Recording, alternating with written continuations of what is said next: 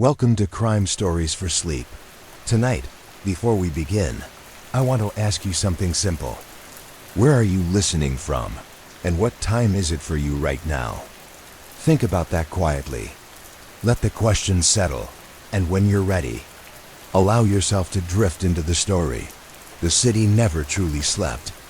It only hid its secrets beneath layers of silence in the deepest hours of night.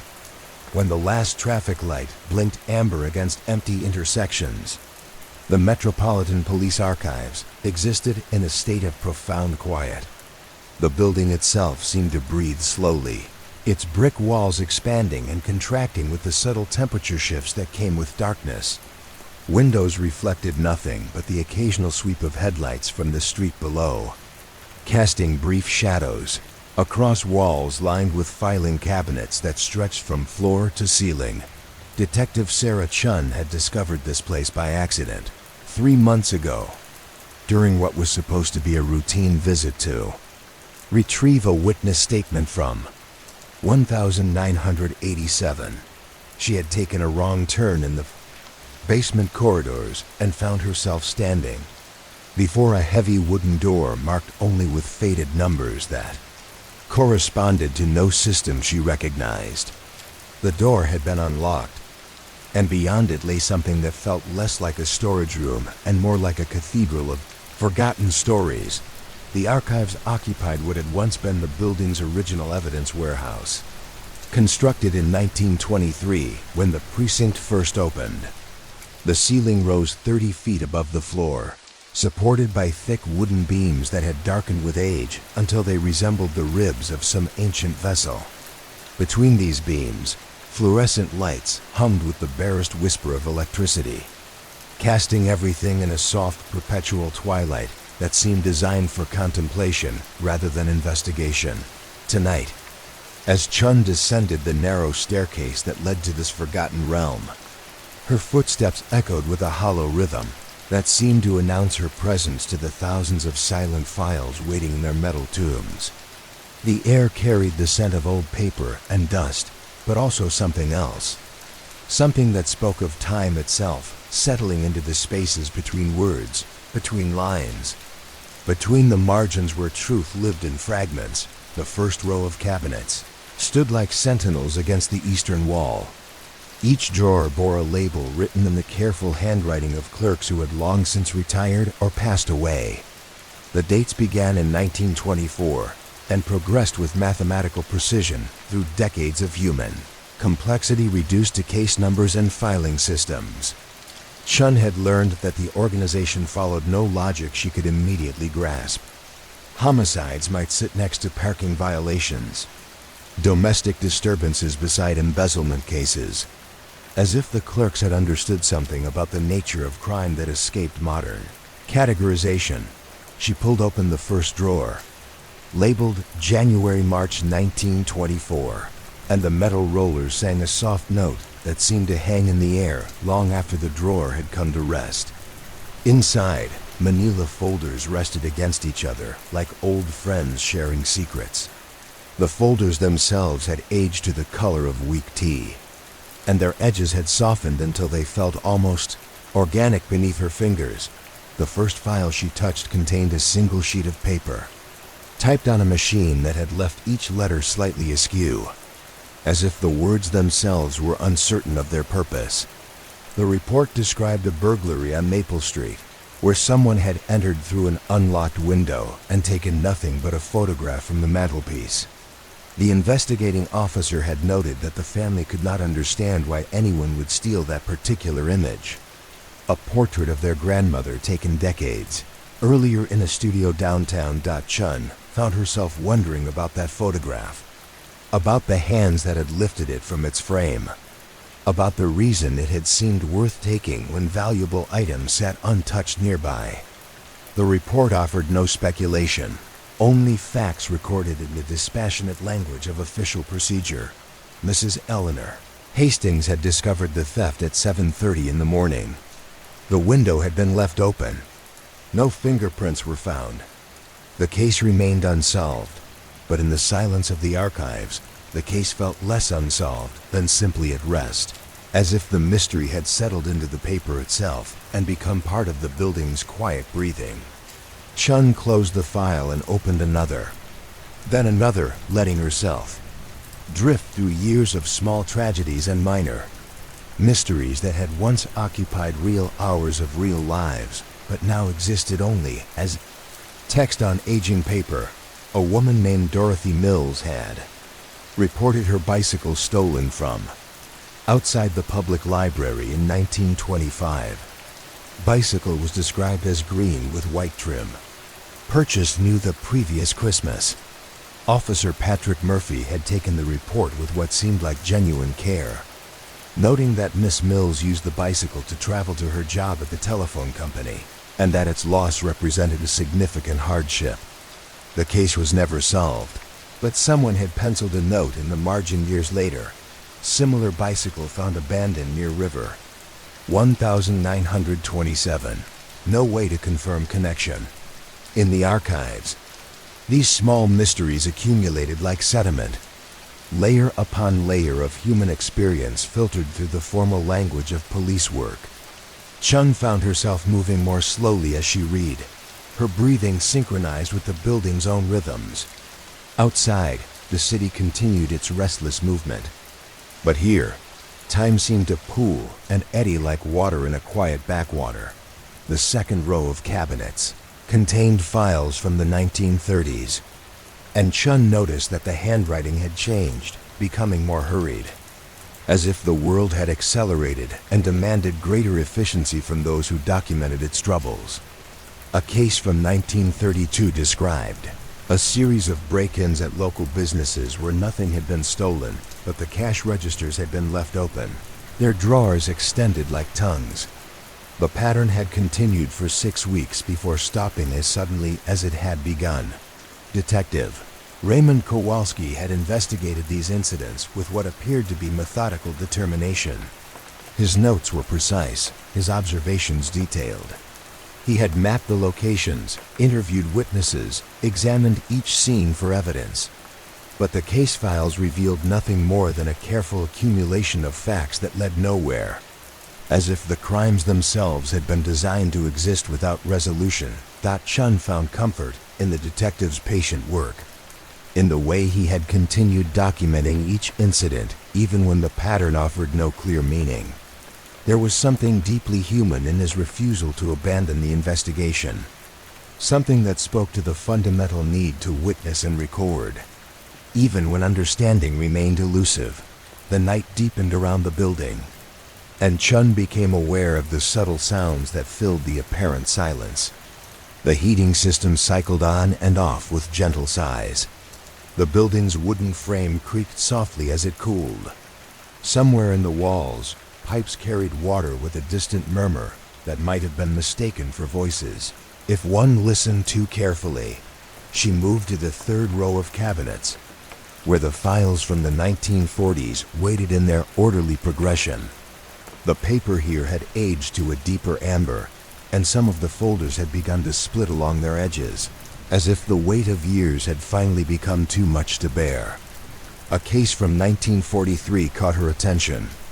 A reported disturbance at the old Paramount Theater, where the projectionist had called police to report strange sounds coming from the empty auditorium. During the late show, Officer James Morrison had responded to the call and found nothing unusual, but his report noted that the theater felt different somehow, as if the space itself had been altered in some imperceptible way. The projectionist, a man named Henry Walsh, who had worked at the theater for 15 years, insisted that he knew every sound the building made, and these had been different. Morrison had stayed until the show ended, walking through the empty rows of seats with his flashlight, finding nothing but shadows and the lingering scent of cigarettes and perfume.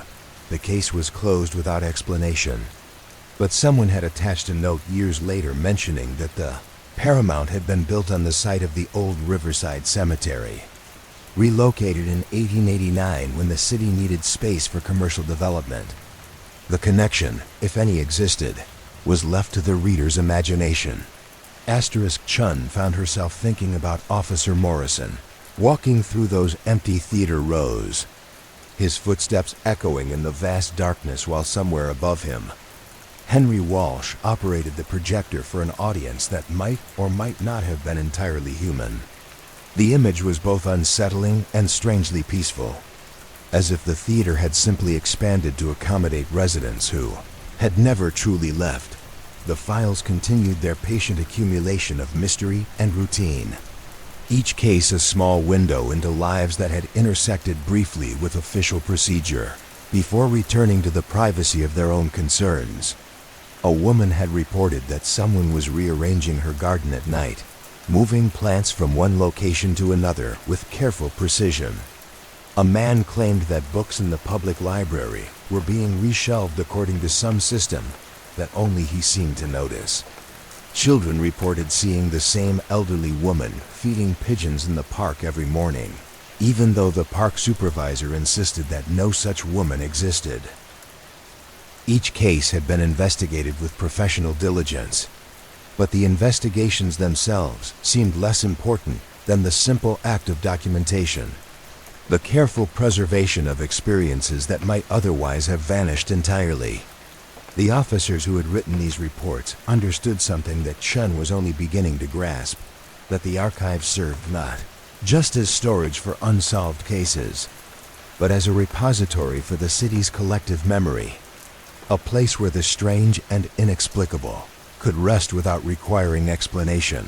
The fourth row of cabinets brought her into the 1950s, where the typing had become more uniform, produced by machines that imposed a kind of mechanical poetry on the human dramas they recorded. A case from 1954 described a series of phone calls received by the department, always at exactly 3:15 in the morning, from a woman who claimed to be reporting crimes that had not yet been committed.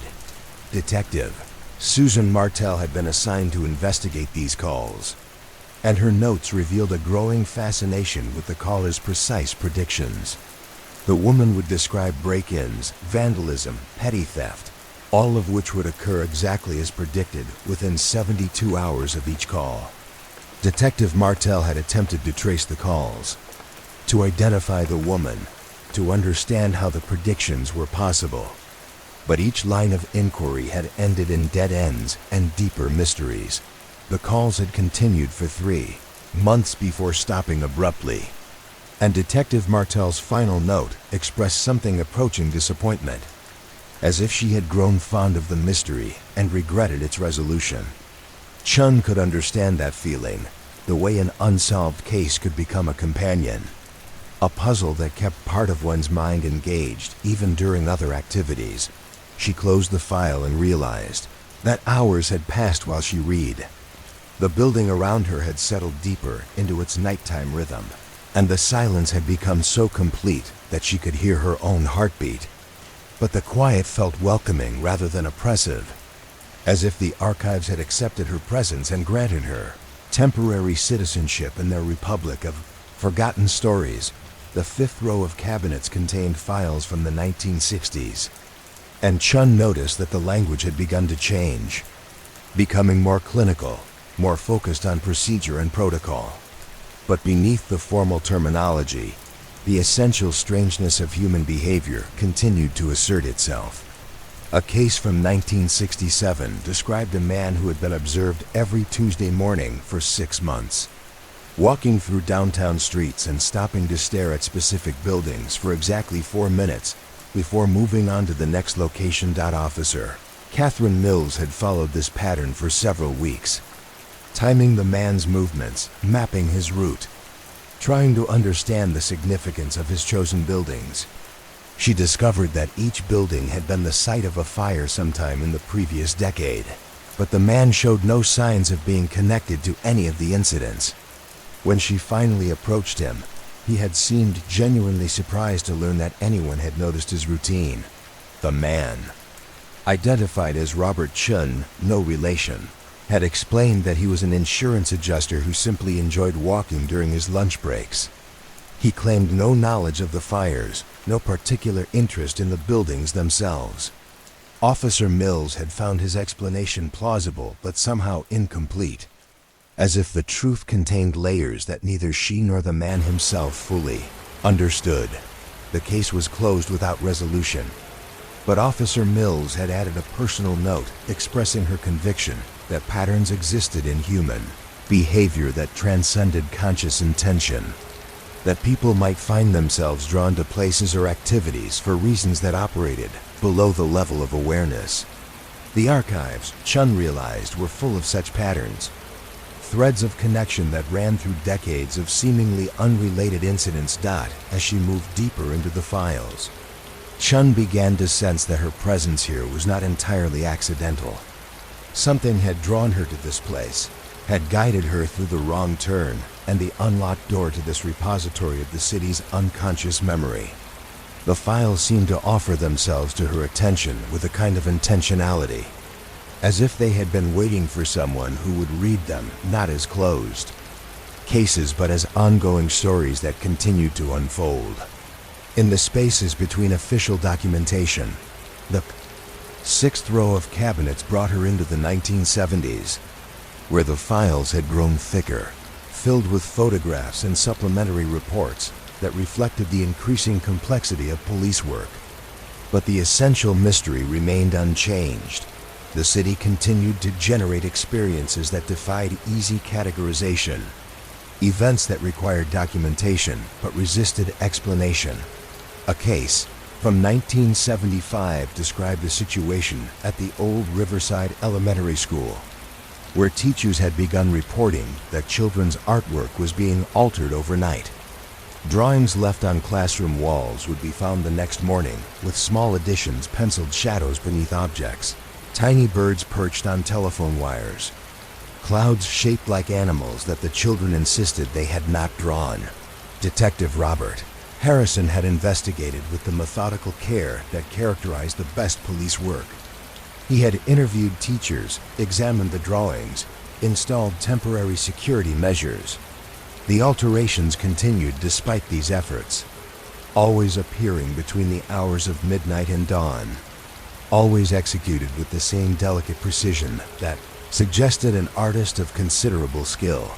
The case had gained attention from local newspapers, and Detective Harrison's files included clippings that described the situation with a mixture of skepticism and wonder. Parents had begun visiting the school to see the altered drawings, and some had reported feeling a profound sense of peace while looking at the mysterious additions. Children claimed that their pictures looked better with the changes, as if someone had helped them express what they had originally intended, but lacked the skill to achieve. The alterations had continued for an entire school year before stopping during summer vacation. When classes resumed in the fall, the phenomenon did not return, but the drawings that had been changed remained on display in the school's main hallway, a gallery of collaborative art that no one could fully explain. Chun found herself lingering over the photographs attached to this case, black and white images that captured the delicate additions with striking clarity. The anonymous artist had possessed not just technical skill, but genuine sensitivity, understanding exactly how to enhance each child's work without overwhelming their original vision. The additions felt like gifts, small offerings of beauty that asked for nothing in return but the opportunity to exist.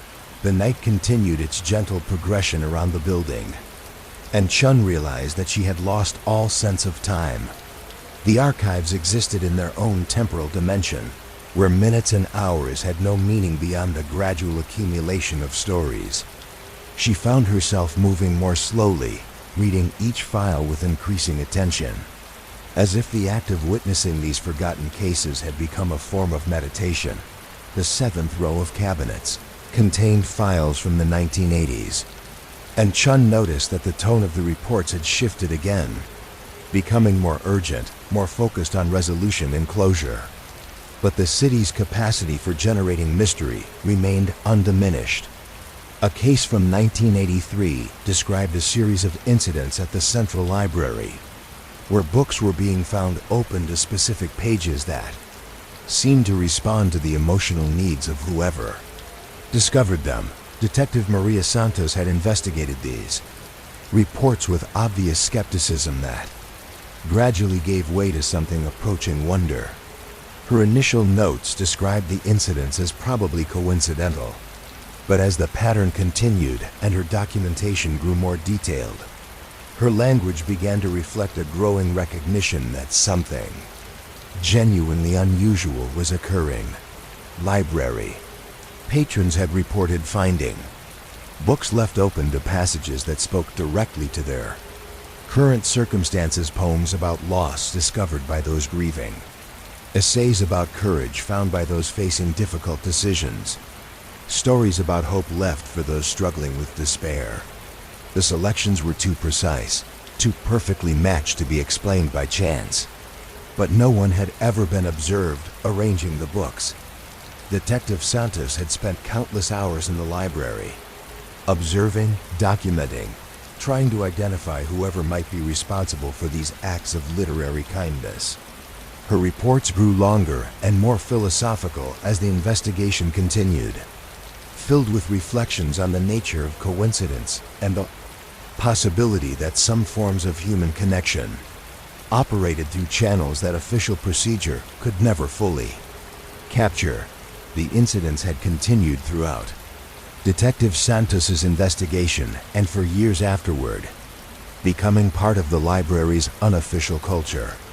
Patrons began to speak of finding exactly the book they needed without searching for it, of discovering passages that seemed written specifically for their current situation. The library staff learned to leave the open books undisturbed, understanding that they served a function that transcended normal cataloging systems. Chung closed the file and sat back in her chair, feeling the weight of accumulated stories settling around her like a comfortable blanket. The archives had revealed themselves as something far more complex than a simple storage facility. They were a living repository of the city's unconscious life, a place where the strange and inexplicable could coexist with official procedure without requiring resolution.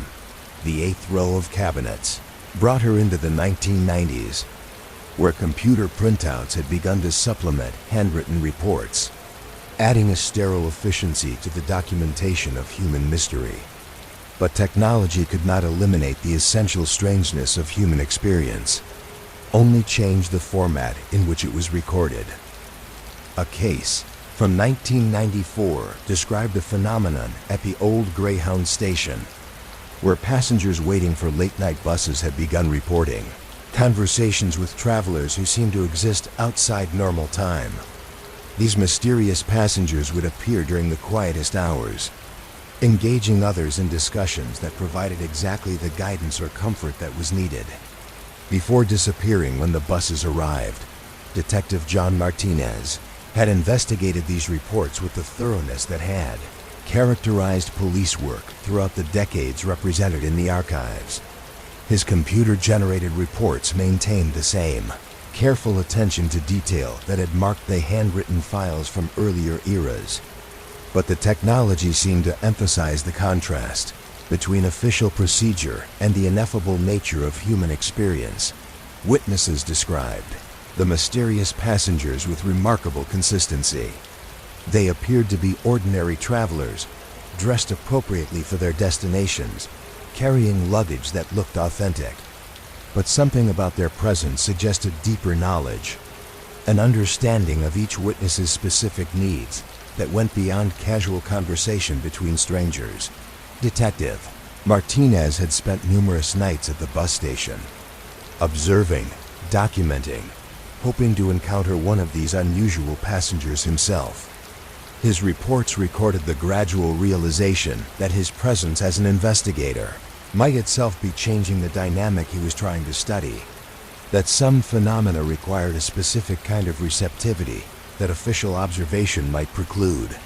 The encounters had continued throughout his investigation but seemed to avoid times when he was present, as if the mysterious passengers understood the difference between those who needed their assistance and those who sought to explain them. Detective Martinez's final report expressed a kind of professional humility, an acknowledgement that some aspects of human experience might necessarily remain beyond the reach of official documentation. Chen found herself deeply moved by Detective Martinez's willingness to accept the limitations of his role, his recognition that the mystery itself might be more valuable than any explanation he could provide. The archives were full of such moments, instances where dedicated officers had encountered the boundaries of their profession and responded with grace rather than frustration. The ninth row of cabinets contained the most recent files, cases from the early 2000s that had been documented with digital precision but remained as mysterious as anything from the previous decades. A case from 2003 described a situation at the city's oldest cemetery, where visitors had begun reporting encounters with a groundskeeper who seemed to know intimate details about the people buried there. Detective Lisa Wong had investigated these reports with the kind of methodical attention that had characterized the best work represented in the archives. Her digital files included photographs, audio recordings, and detailed interviews with witnesses. But the technology only served to emphasize the essential mystery of the situation. The groundskeeper appeared to be an elderly man who had worked at the cemetery for decades. Though employment records showed no one matching his description, he would approach visitors with gentle demeanor, offering information about their deceased relatives that went far beyond what was recorded on headstones or in official records. Families reported learning details about their ancestors' lives that they had never known. Stories that subsequent research confirmed as accurate. Detective Wong had attempted to identify this mysterious groundskeeper through every available database, had interviewed current and former cemetery employees, had reviewed decades of employment records. The man seemed to exist only in the testimonies of grateful families who had encountered him during their visits to honor their dead. The encounters continued throughout Detective Wong's investigation and beyond, becoming part of the cemetery's unofficial tradition. Families learned to expect that their visits might include conversations with someone who remembered their relatives with impossible clarity, who could offer comfort and connection across the boundaries of time and death. Chun realized that the sun had begun to rise while she read, sending the first tentative rays of light through the archive's high windows. The fluorescent lights that had provided illumination throughout the night now seemed unnecessary, gradually fading into the natural light that would soon fill the space completely. But rather than feeling tired, Chun felt refreshed, as if the night spent among these forgotten files had restored something she hadn't realized she had lost. The archives had revealed themselves as more than a storage facility. They were a sanctuary for the city's deeper mysteries, a place where the inexplicable could exist without requiring explanation, where dedicated officers could document wonders without diminishing them through analysis. The final cabinet in the current row contained files that brought the collection nearly to the present day. Cases that had been investigated with every technological advantage modern police work could provide, but which remained as mysterious as anything from the archive's earliest years. The essential nature of human experience, Chun realized, was not something that could be solved or explained, only witnessed and preserved. As she prepared to leave the archives, Chen understood that she would return. The files had revealed themselves as more than historical documents. They were ongoing stories, mysteries that continued to unfold in the spaces between official documentation. The city's unconscious memory lived in this place, waiting for those who could read its strange language and appreciate its profound mysteries. The archives would continue their patient work, accumulating stories that defied explanation, preserving the city's capacity for wonder in an age that increasingly demanded rational solutions to all problems. In the gentle light of dawn, surrounded by decades of carefully documented mysteries, Chun felt grateful to have discovered this repository of the impossible, this quiet sanctuary where the strange and beautiful could coexist with official procedure without losing their essential magic. The city was waking up around the building. beginning another day of routine activities that would generate new mysteries for future archivists to preserve. But in the archives, time moved differently, creating space for reflection and wonder, for the patient appreciation of human experience in all its inexplicable complexity. Chung closed the final file and stood, feeling the archive's silence settle around her like a blessing. Tomorrow night, she would return to continue reading, to further explore this repository of forgotten wonders. The files would be waiting, patient and eternal, ready to share their secrets with anyone willing to listen to the city's deeper rhythms, to the quiet stories that emerged only in the spaces between official documentation and human mystery. Asterisk in the margins of official reports.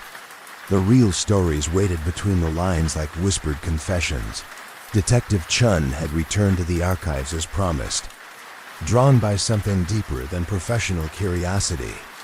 Tonight, she found herself seated at a different desk, one positioned near the center of the vast room where the overhead lights cast their gentlest glow.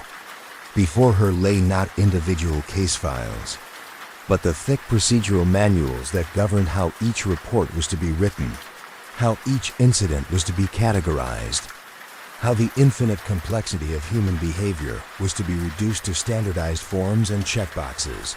The Metropolitan Police Department's Incident Report Manual, revised edition of 1952, rested open to page 47, where the proper format for documenting disturbances was outlined in meticulous detail. Section 4.3.7 specified that all temporal information should be recorded in military time, that witness statements should be summarized rather than quoted directly, that personal observations by the investigating officer should be clearly distinguished from factual evidence. But as Chun read through these guidelines, she began to understand that the real artistry of police reporting lay not in following the rules, but in the subtle ways that dedicated officers found to preserve the human elements that resisted official categorization. Between the mandatory fields and required signatures, space existed for something approaching poetry, for the careful preservation of details that might seem irrelevant to official procedure, but which captured the essential texture of human experience. She opened a file from 1953, case number 1953-0847, documented by Officer Patricia Donnelly according to the newly established procedures. The incident involved a complaint from Mrs. Agnes Hartwell of 214 Oak Street, who had called the police to report that someone was leaving small gifts on her front porch every morning.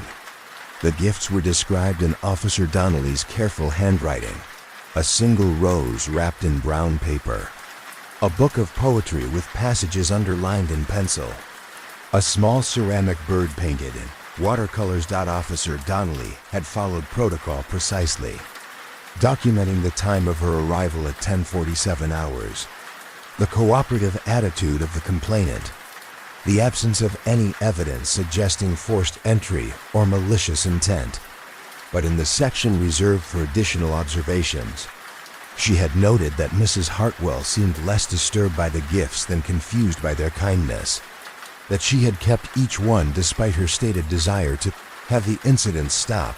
The report continued through 3 single-spaced pages, each detail recorded with the methodical precision that the manual demanded.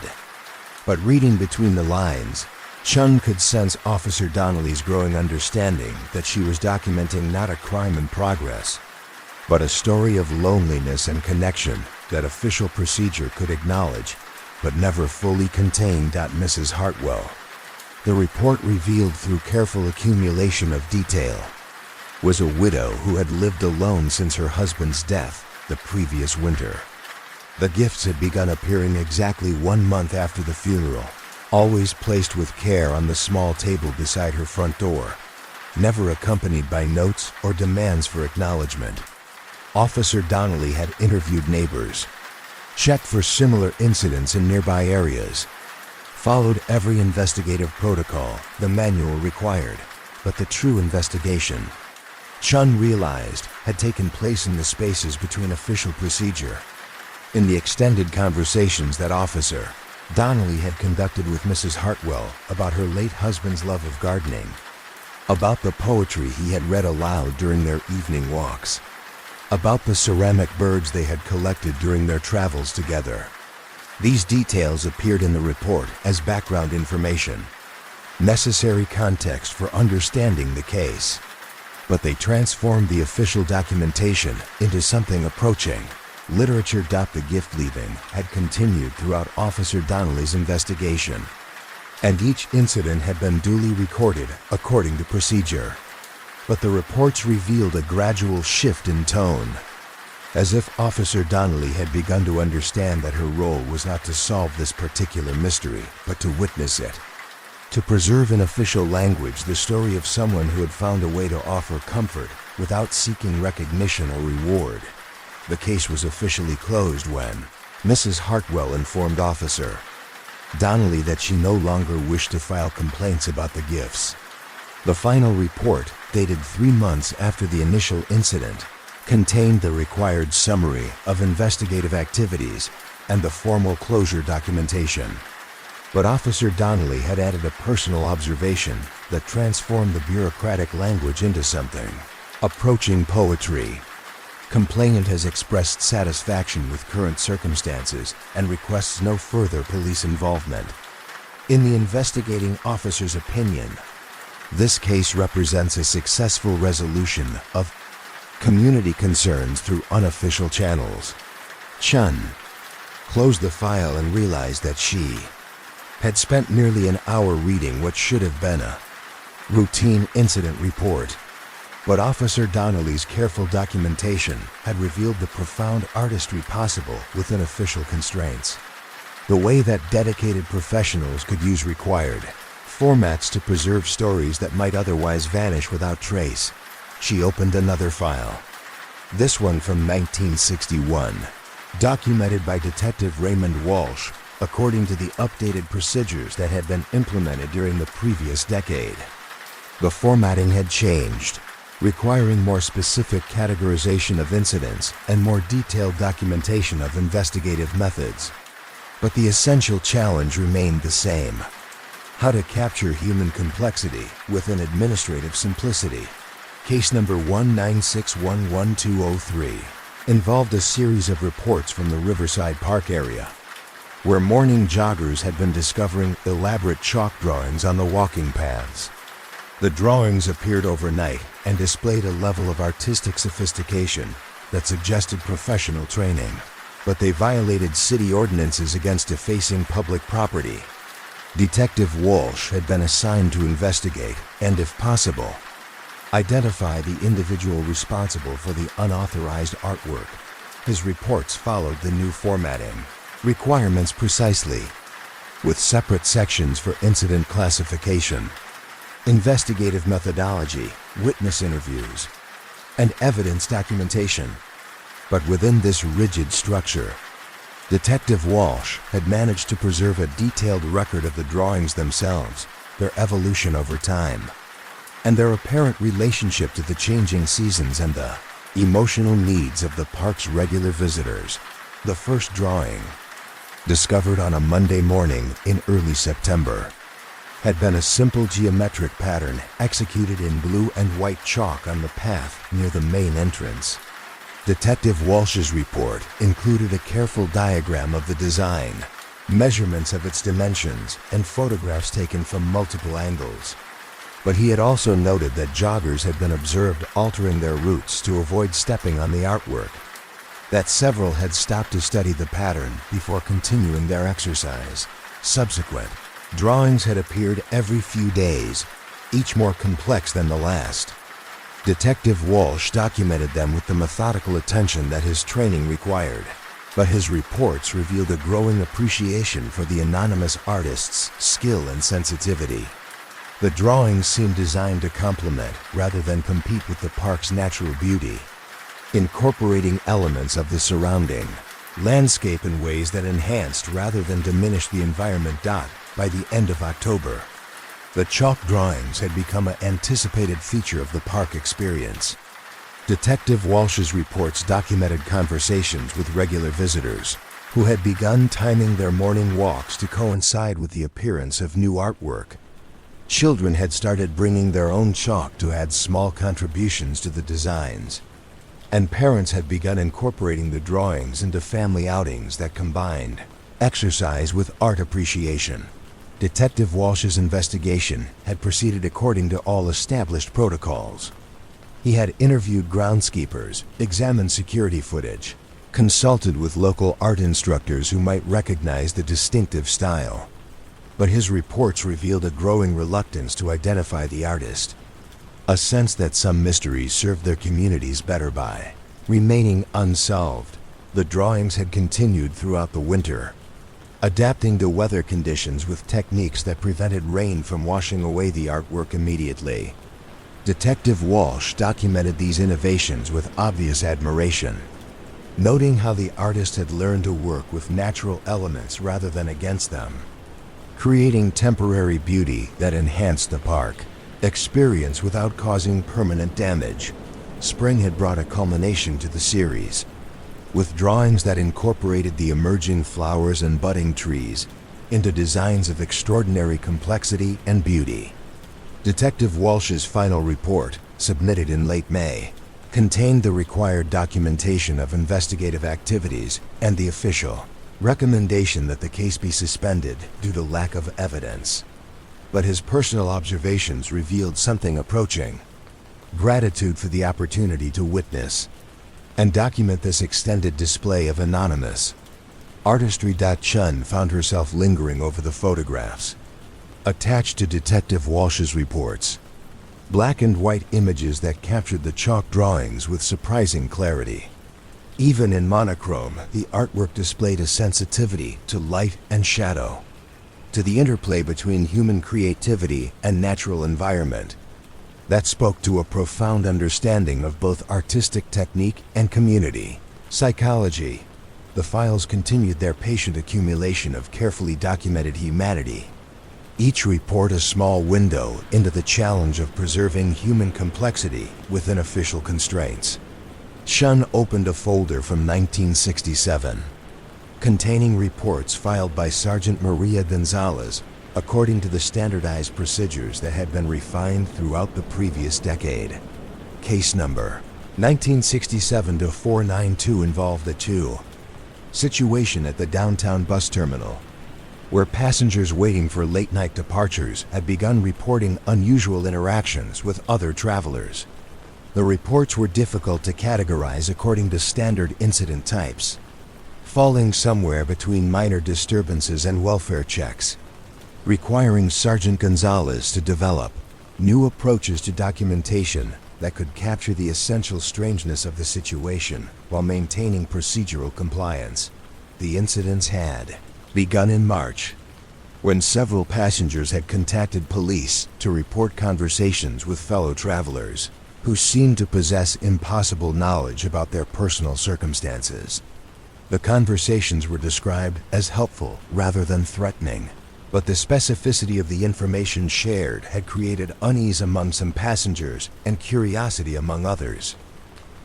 Sergeant Gonzalez had responded to these reports with the methodical approach that characterized the best police work. Her documentation revealed a growing understanding that she was investigating not criminal activity, but some form of human connection that operated outside normal social conventions. The passengers making reports were consistent in their descriptions. They had been approached by individuals who seemed to be ordinary travelers, but who offered advice or comfort that responded to specific needs. They had not expressed aloud. The documentation process had required Sergeant Gonzalez to develop new techniques for recording incidents that existed in the gray areas between official categories. Her reports included detailed descriptions of the conversations as reported by witnesses, careful documentation of the times and locations where encounters occurred, and systematic analysis of patterns that might reveal the identity or methodology of the individuals involved. But the real artistry of Sergeant Gonzalez's documentation lay in her ability to preserve the emotional texture of the encounters while maintaining the objective tone that official reports required. Her interviews with witnesses revealed stories of profound loneliness relieved by unexpected kindness, of difficult decisions clarified by conversations with strangers who seemed to understand circumstances they could not possibly have known about. One report documented an encounter between a young woman traveling to her father's funeral and an elderly passenger who had offered specific memories of military service that precisely matched the deceased veteran's experience. Another described a conversation between a businessman facing bankruptcy and a fellow traveler who had provided detailed advice about financial restructuring that proved to be exactly what was needed to save his company. Sergeant Gonzalez had investigated each incident with professional thoroughness, attempting to identify the individuals responsible for these unusual interactions. Her reports documented extensive review of security footage, interviews with terminal staff, consultation with mental health professionals who might understand the psychology involved. But the investigation had gradually transformed from an attempt to explain the encounters to an effort to document their positive impact on the community. Reports revealed that passengers had begun returning to the terminal hoping for similar encounters, that the late-night waiting area had developed a reputation as a place where travelers could find unexpected guidance and support. Terminal staff had learned to accommodate passengers who lingered beyond their departure times, understanding that something valuable was occurring that transcended normal transportation schedules. Sergeant Gonzalez's final report, submitted after 6 months of investigation, contained the required summary of activities and the official recommendation that the case be classified as resolved through community adaptation. But her personal observations revealed a profound respect for the mystery she had been asked to solve, an understanding that some phenomena served their purpose best by remaining unexplained. The night progressed with its gentle rhythm, and Chun found herself drawn deeper into the accumulated wisdom of decades of careful documentation. Each report revealed new techniques for preserving human complexity within administrative constraints, new ways of honoring mystery while maintaining professional standards. She opened a file from 1974, containing reports submitted by Detective Lavra Kim, according to the updated procedures that had been implemented to accommodate the increasing complexity of urban police work. The standardized forms had grown longer, requiring more detailed categorization of incidents and more extensive documentation of investigative methods. But skilled officers continued to find ways to preserve the essential humanity of their work within these expanding constraints. Case number 197-40851 involved a series of incidents at the city's main library, where patrons had begun reporting that research materials were being organized according to systems that seemed to respond to their specific needs, rather than standard cataloging protocols. Books were being found in unexpected locations, open to passages that provided exactly the information being sought, arranged in combinations that suggested connections between topics that formal academic disciplines kept separate. Detective Kim had approached this investigation with the systematic methodology that her training required, but her reports revealed a growing appreciation for the fine, sophisticated understanding of information and human need that the unauthorized organization represented. The library's staff had initially been concerned about violations of cataloging standards, but patron satisfaction had increased dramatically, and research efficiency had improved in ways that formal measures could document but not explain. The investigation had proceeded through all established channels. Detective Kim had interviewed librarians, reviewed security procedures, consulted with information science professionals who might understand the theoretical principles involved. But her reports revealed a gradual recognition that she was documenting not criminal activity, but an innovation in information access that operated according to principles more sophisticated than official library. Science, the unauthorized organization, had continued throughout Detective Kim's investigation, adapting to increased scrutiny in ways that suggested genuine understanding of both information theory and human psychology. Books continued to appear in locations that served patron needs better than formal cataloging systems. Research materials continued to present themselves in combinations that revealed connections between disciplines that academic specialization typically kept isolated.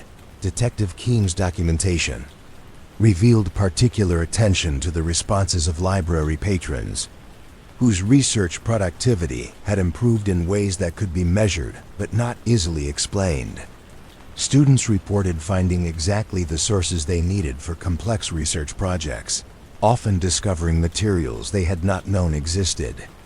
Faculty members described research breakthroughs that resulted from unexpected connections between seemingly unrelated texts. The reports accumulated over months of careful observation, each document adding another layer to the understanding that Detective Kim was witnessing not chaos, but a form of organization more sophisticated than the systems it had apparently replaced.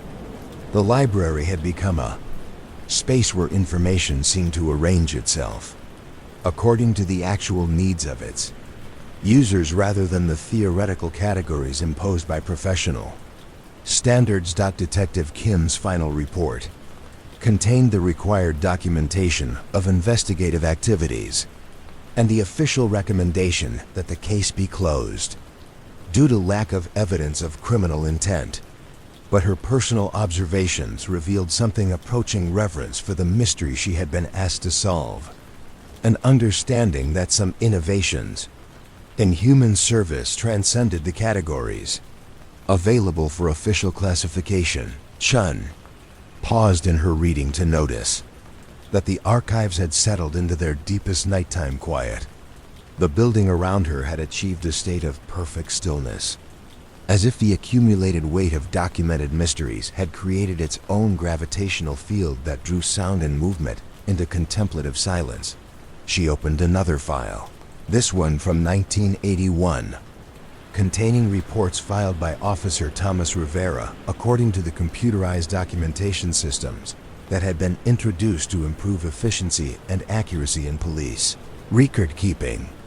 The new technology had standardized many aspects of report writing, but experienced officers had learned to use even electronic formats to preserve the human elements that made their work meaningful. Case number 1981-0367 involved a situation at the old Riverside Cemetery, where maintenance staff had begun reporting that flowers were being placed on graves according to patterns that seemed to respond to the emotional needs of visiting families rather than traditional memorial practices. Fresh flowers appeared on neglected graves before family visits. Arrangements were enhanced with additions that reflected the personalities of the deceased. Memorial displays evolved in ways that suggested intimate knowledge of individual preferences and family traditions. Asterisk.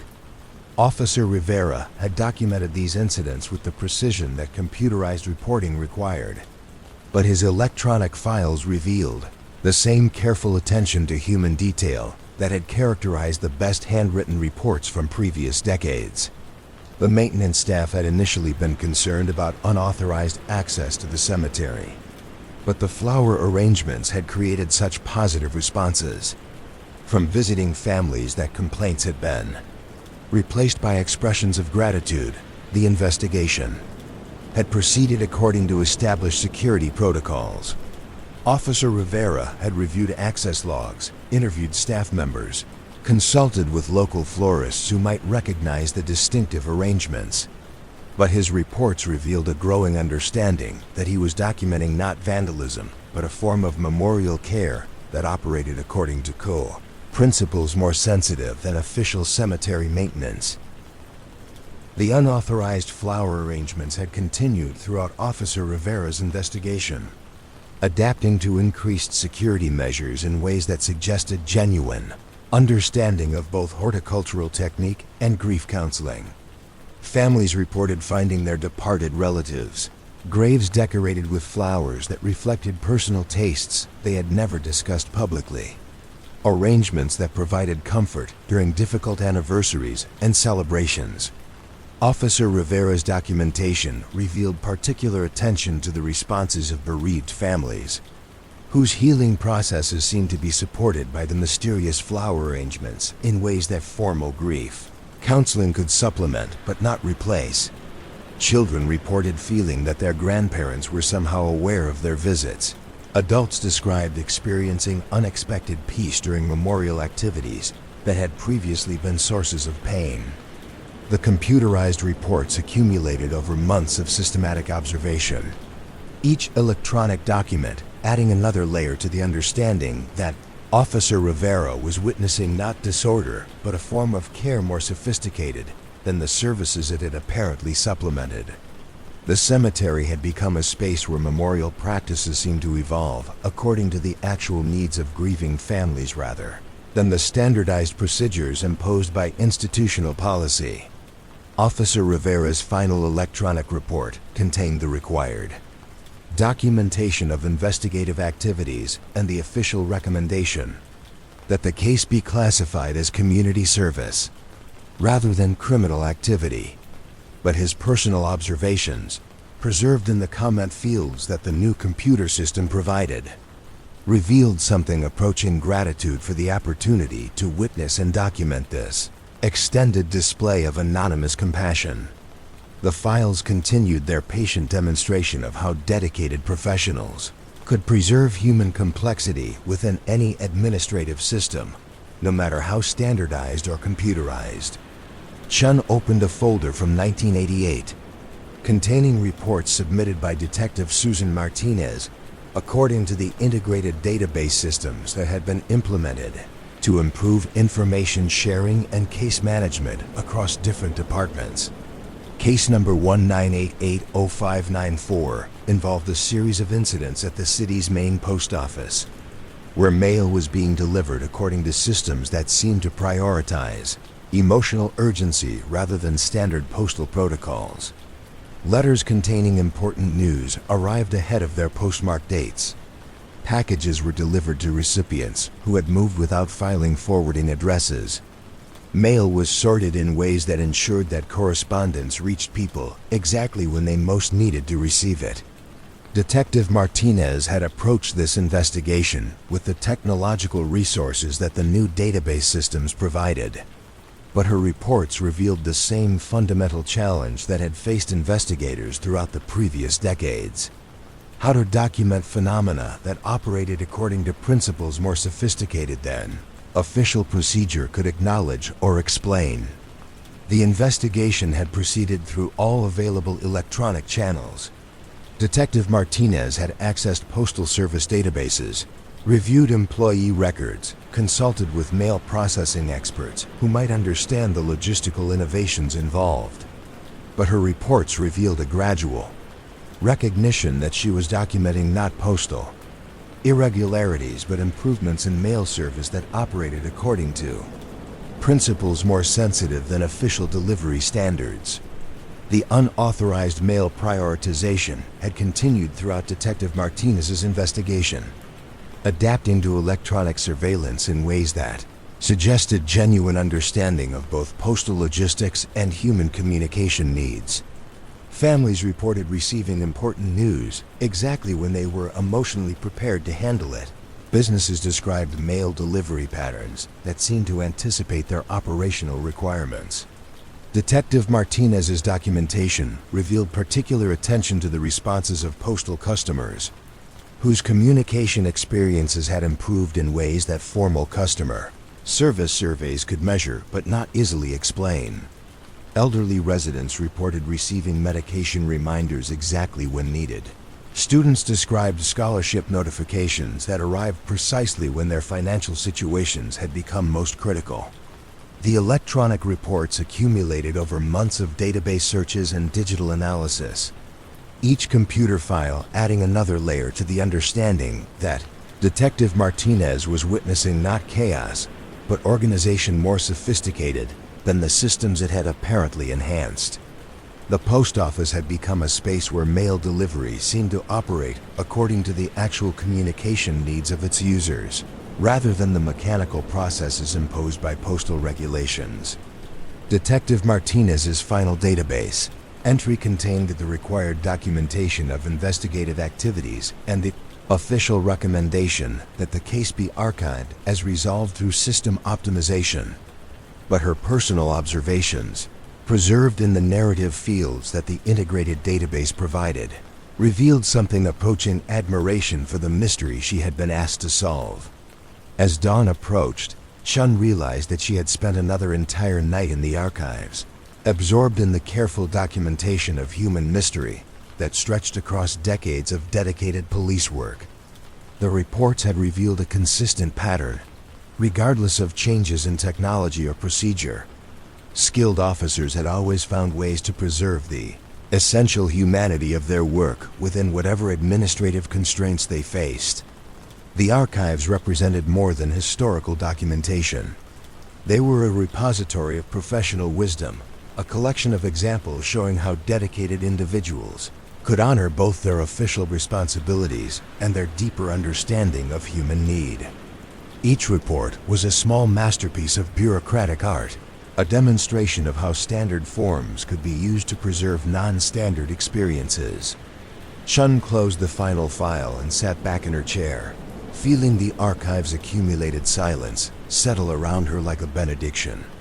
The building had maintained its patient vigil throughout another night, preserving in its carefully organized files the record of countless individuals who had found ways to serve their communities while honoring the mysteries that made their work meaningful. Tomorrow night, she would return to continue reading, to further explore this repository of documented wisdom. The files would be waiting, patient, and eternal, ready to share their lessons about the artistry possible within official constraints, about the ways that dedicated professionals could preserve human complexity within administrative simplicity. The city was beginning another day outside the archive windows, generating new situations that would require careful documentation, new mysteries that would challenge future officers to find ways of preserving the inexplicable within the boundaries of official procedure. But in the archives, time moved according to different rhythms, creating space for the appreciation of professional artistry, for the recognition that every well-written report was an act of preservation, a small monument to the complexity and beauty of human experience. Time had settled into the paper like sediment, transforming each document into an artifact of forgotten moments. Detective Chun had discovered that the archives possessed their own geography, a landscape of metal and wood and aging paper that revealed new territories with each visit. Tonight, she found herself drawn to the western wall, where the oldest cabinets stood in silent formation like monuments to bureaucratic persistence. These filing systems predated the standardized organizational methods that governed the more recent sections, creating a frontier region where early attempts at documentation had fossilized into their own unique ecosystem. The first cabinet she approached bore no labels that corresponded to any system she recognized. Its metal surface had acquired a patina that spoke of decades before air conditioning, when summer heat and winter cold had cycled through the building's bones, expanding and contracting every surface until the very structure had learned to breathe with the seasons. The drawers opened with a sound like distant thunder, metal runners singing notes that seemed to hang in the air long after the motion had ceased. Inside, folders rested against each other with the intimate familiarity of old companions. The manila paper had aged beyond its original color, becoming something that existed in the spectrum between yellow and brown, a shade that had no name because it could only be achieved through the patient action of time itself. Each folder bore handwritten labels in ink that had faded to the color of weak tea, scripts that revealed the individual, personalities of long-departed clerks who had shaped each. Letter with careful attention to legibility and form. First file Chun opened contained a single sheet of paper so fragile that it seemed to exhale when exposed to the archive's gentle air circulation. The document was dated 1926, typed on a machine that had left each character slightly askew, as if the words themselves were uncertain of their purpose. The report described an incident at the old Paramount Theater, where the night janitor had discovered that the auditorium seats had been rearranged overnight into patterns that seemed to spell out messages in an unknown language, asterisk. But it was not the content of the report that captured Chun's attention so much as its physical presence. The way the paper had absorbed decades of the building's atmosphere until it had become something more than mere documentation. The typing showed the uneven pressure of manual keys, the slight variations that revealed the human hands that had struggled to translate spoken observations into written record. In the margins, someone had penciled notes in a script so faded that it existed more as texture than text. Ghost words that suggested meaning without offering clarity. She closed the file with the reverence due to something that had survived far longer than anyone had intended, and opened the next drawer in the cabinet. Here, the folders were arranged according to some principle that had made sense to their original organizers, but which now existed as archaeological evidence of bureaucratic thinking from an era when different assumptions governed the relationship between documentation and truth. A folder labeled atmospheric disturbances contained reports that seemed to exist in the borderland between meteorology and mystery.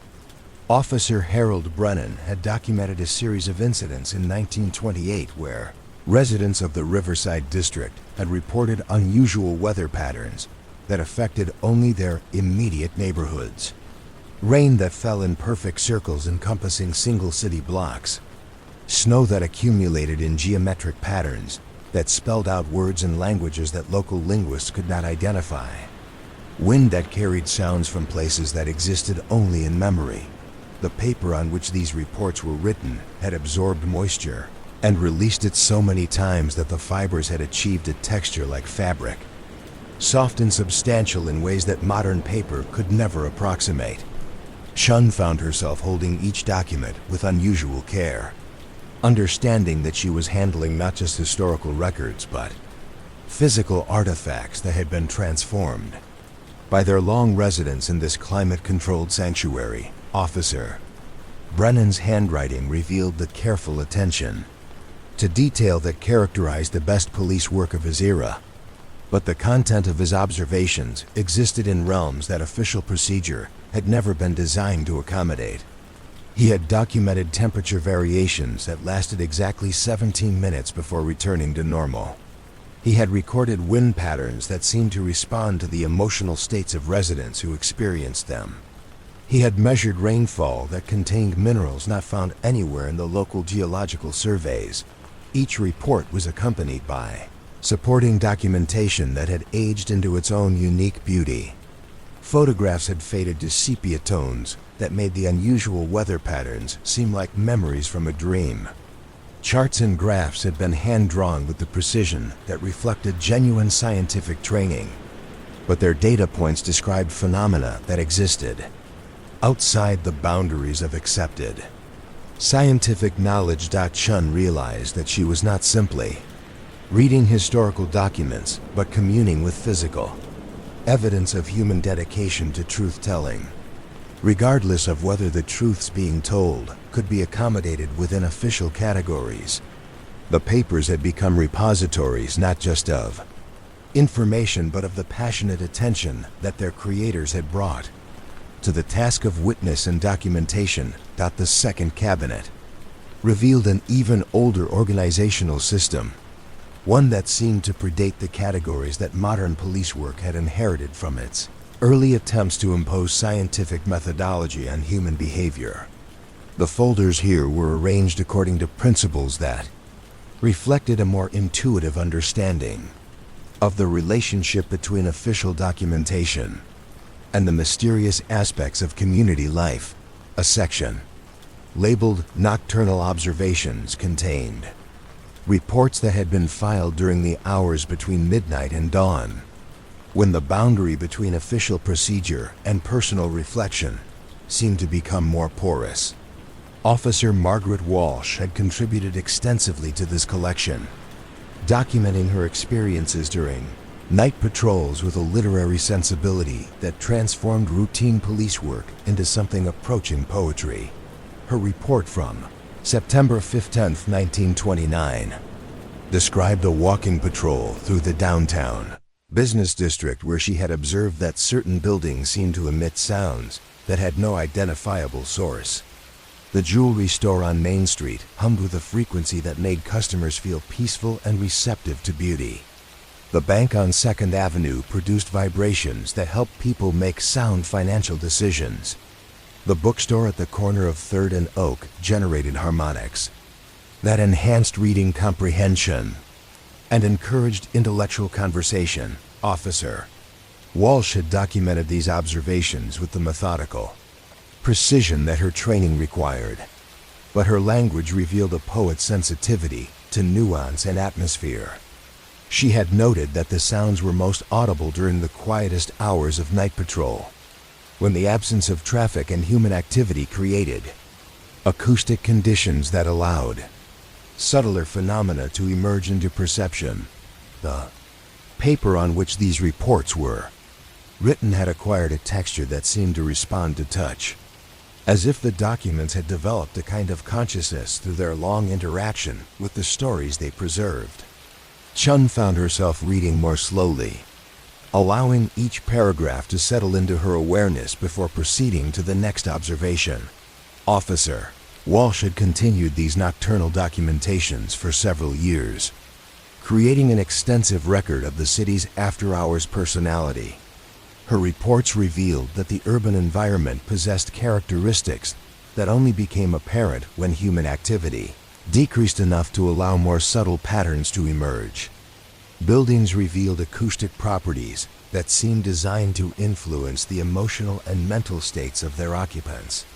Streets developed traffic patterns that guided pedestrians toward encounters that served their psychological and spiritual needs. The reports accumulated like a symphony composed of urban mystery, each observation adding another layer to the understanding that the city possessed an intelligence that operated according to principles more sophisticated than those acknowledged by urban planning or architectural theory. Officer Walsh had created a repository of documentation that preserved evidence of this urban consciousness while maintaining the objective tone that official procedure required. Chun moved to the 3rd cabinet, where the filing system revealed yet another approach to organizing the relationship between official documentation and unexplained phenomena. The folders here were arranged chronologically, but also seemed to follow seasonal patterns, as if whoever had organized them understood that certain types of human experience occurred in cycles that corresponded to natural rhythms, rather than administrative convenience. The spring section contained reports that documented phenomena associated with renewal and growth, incidents that seemed to reflect the optimism and energy that characterized the season's approach. Officer Daniel Murphy had contributed a series of observations from March 1931, describing his encounters with situations that defied explanation but which seemed to serve constructive purposes within their communities.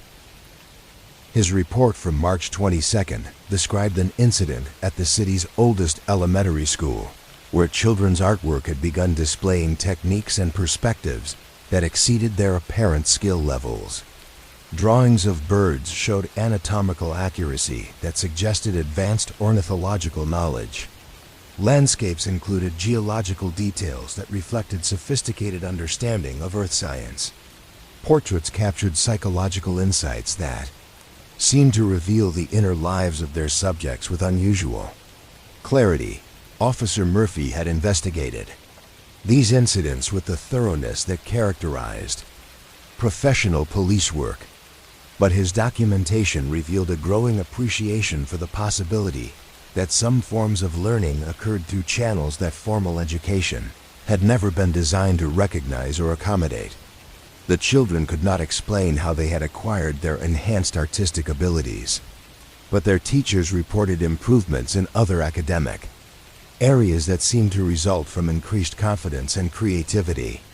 Paper on which these reports were written had been affected by decades of seasonal humidity changes, creating subtle variations in texture that seemed to correspond to the emotional content of the documentation.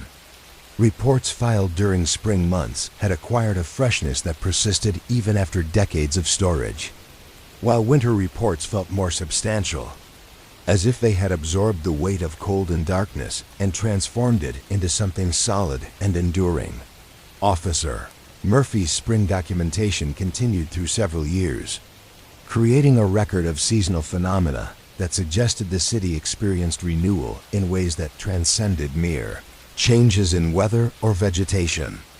Communities seemed to generate their own forms of creative energy that expressed themselves through improvements in education, art, and social cooperation that formal civic planning could supplement, but not initiate. The summer section revealed a different category of phenomena, incidents that reflected the intensity and abundance that characterized the season's peak energy. Sergeant Patricia Kowalski had documented a series of observations from July 1932, describing her encounters with situations that seemed to channel the summer's heat and light into forms of community enhancement that official social services could support but not replicate. Her report from July 18 described an incident at the Central Farmers Market, where produce vendors had begun reporting that their fruits and vegetables were arranging themselves according to principles that seemed to optimize both nutritional value and aesthetic appeal. Tomatoes grouped themselves according to ripeness in ways that made selection easier for customers with different dietary needs. Flowers arranged themselves into combinations that created therapeutic effects for buyers. Dealing with specific health challenges, Sergeant Kowalski had approached this investigation with the systematic methodology that her training required. But her documentation revealed a growing understanding that she was witnessing not chaos but organization according to principles more sophisticated than those taught in agricultural or business schools. The vendors could not explain the improved organization, but customer satisfaction had increased dramatically, and sales had improved in ways that benefited both merchants and buyers. The summer reports accumulated like evidence of abundance made manifest, each observation adding another layer to the understanding that the season's energy expressed itself through improvements in community life that transcended normal economic or social mechanisms. Sergeant Kowalski had created documentation that preserved evidence of summer's transformative power while maintaining the objective tone that official procedure demanded. Chun found herself moving more slowly through the files, understanding that she was not simply reading historical documents but participating in a form of communion with decades of dedicated observation. Each report was a window into the passionate attention that previous generations of officers had brought to their work, their willingness to document phenomena that CHALLENGED official categories while maintaining professional standards that honored both truth and community service. The autumn section revealed phenomena that reflected the season's themes of harvest and preparation, incidents that seemed to channel the year's accumulated wisdom into forms of community enhancement that served long-term needs rather than immediate desires.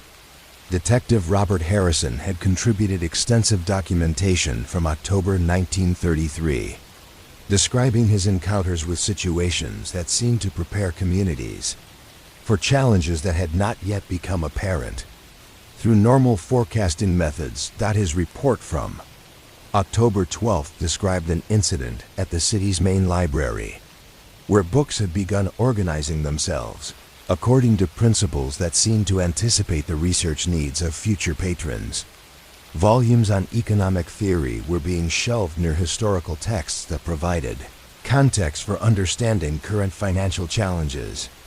Medical books were being arranged in combinations that suggested treatment approaches that formal medical education had not yet recognized as valid. Detective Harrison had investigated these incidents with the intellectual rigor that characterized the most thoughtful police work, but his documentation revealed a growing appreciation for the possibility that some forms of knowledge organization operated according to principles more sophisticated than those taught in library science or information theory.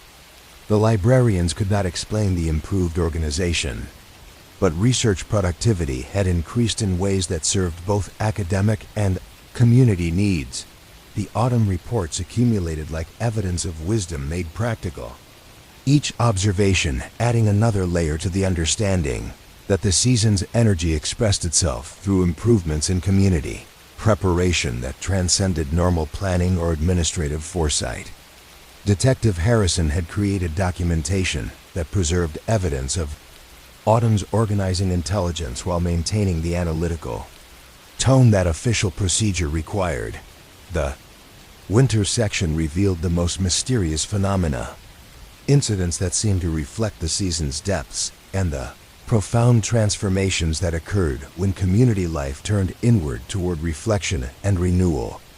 Lieutenant Susan Martinez had contributed extensive documentation from January 1934, describing her encounters with situations that seemed to channel winter's contemplative energy into forms of community healing that formal social services could supplement, but not replicate. Her report from January 8th described an incident at the city's oldest church, where the building had begun generating acoustic effects that seemed to enhance the spiritual experiences of visitors, regardless of their religious backgrounds or beliefs. Conversations held in the sanctuary were being amplified in ways that made participants feel more deeply heard and understood. Prayer and meditation were being supported by harmonic resonances that seemed to emerge from the building structure itself. Lieutenant Martinez had approached this investigation with the sensitivity that characterized the most perceptive police work, but her documentation revealed a growing understanding that she was witnessing not architectural anomalies but environmental enhancements that operated according to principles more sophisticated than those taught in acoustic engineering or spiritual direction. The church staff could not explain the improved acoustic properties, but attendance had increased in ways that served both spiritual and community needs. The winter reports accumulated like evidence of depth made accessible, each observation adding another layer to the understanding that the season's energy expressed itself through improvements in community reflection that transcended normal religious or philosophical frameworks. Lieutenant Martinez had created documentation that preserved evidence of winter's transformative power while maintaining the respectful tone that official procedure demanded when approaching matters of spiritual significance. Chun realized that hours had passed while she explored these seasonal archives, each file revealing new aspects of the city's hidden life and the dedicated individuals who had chosen to document rather than dismiss the phenomena that challenged official explanation. The physical act of handling these aged documents had become a form of meditation, a way of connecting with the passionate attention that previous generations had brought to their work. The fourth cabinet revealed an organizational system that seemed to reflect an understanding of the relationship between geography and mystery. Files arranged according to the specific locations where unusual phenomena had been consistently observed. Each section corresponded to a different neighborhood or district, creating a map of the city's hidden characteristics that complemented but did not duplicate the official records maintained by planning and development departments. The Riverside District files contained reports that documented phenomena associated with the proximity of flowing water.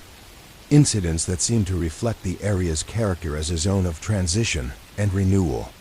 Captain James Wong had contributed extensive documentation from 1935, describing his encounters with situations that seemed to channel the river's energy into forms of community enhancement that served both practical and spiritual needs. Captain Wong had investigated these incidents with the philosophical sophistication that characterized the most thoughtful police work, but his documentation revealed a growing appreciation for the possibility that some forms of urban design operated according to principles more sophisticated than those taught in landscape architecture or recreational planning. The park maintenance staff could not explain the improved path organization, but visitor satisfaction had increased in ways that served both health and community needs. The Riverside files accumulated like evidence of flow made beneficial, each observation adding another layer to the understanding that proximity to water expressed itself through improvements in community well-being that transcended normal recreational or therapeutic frameworks. Captain Wong had created documentation that preserved evidence of the river's organizing influence while maintaining the thoughtful tone that official procedure encouraged when approaching matters of environmental significance. The downtown district files revealed phenomena that seemed to reflect the area's character as a center of commerce and communication, incidents that channeled urban energy into forms of enhancement that served both economic and social needs. Major Dorothy Kim had contributed extensive documentation from 1936, describing her encounters with situations that seemed to optimize the flow of information and resources in ways that benefited all participants in the urban economy. Her report from August 15th described an incident at the Central Business District, where the timing of traffic lights had begun synchronizing according to principles that seemed to facilitate not just vehicular movement, but the emotional and spiritual well-being of pedestrians and drivers. Green lights lasted exactly long enough to allow hurried individuals to slow down and appreciate their surroundings. Red lights provided opportunities for reflection and connection that enhanced rather than frustrated the urban experience. Major Kim had approached this investigation with the systematic thinking that characterized the most analytical police work, but her documentation revealed a growing understanding that she was witnessing not traffic management, but urban orchestration that operated according to principles more sophisticated than those taught in transportation engineering or city planning. The traffic department could not explain the improved synchronization, but both efficiency and quality of life had increased in ways that served the entire community.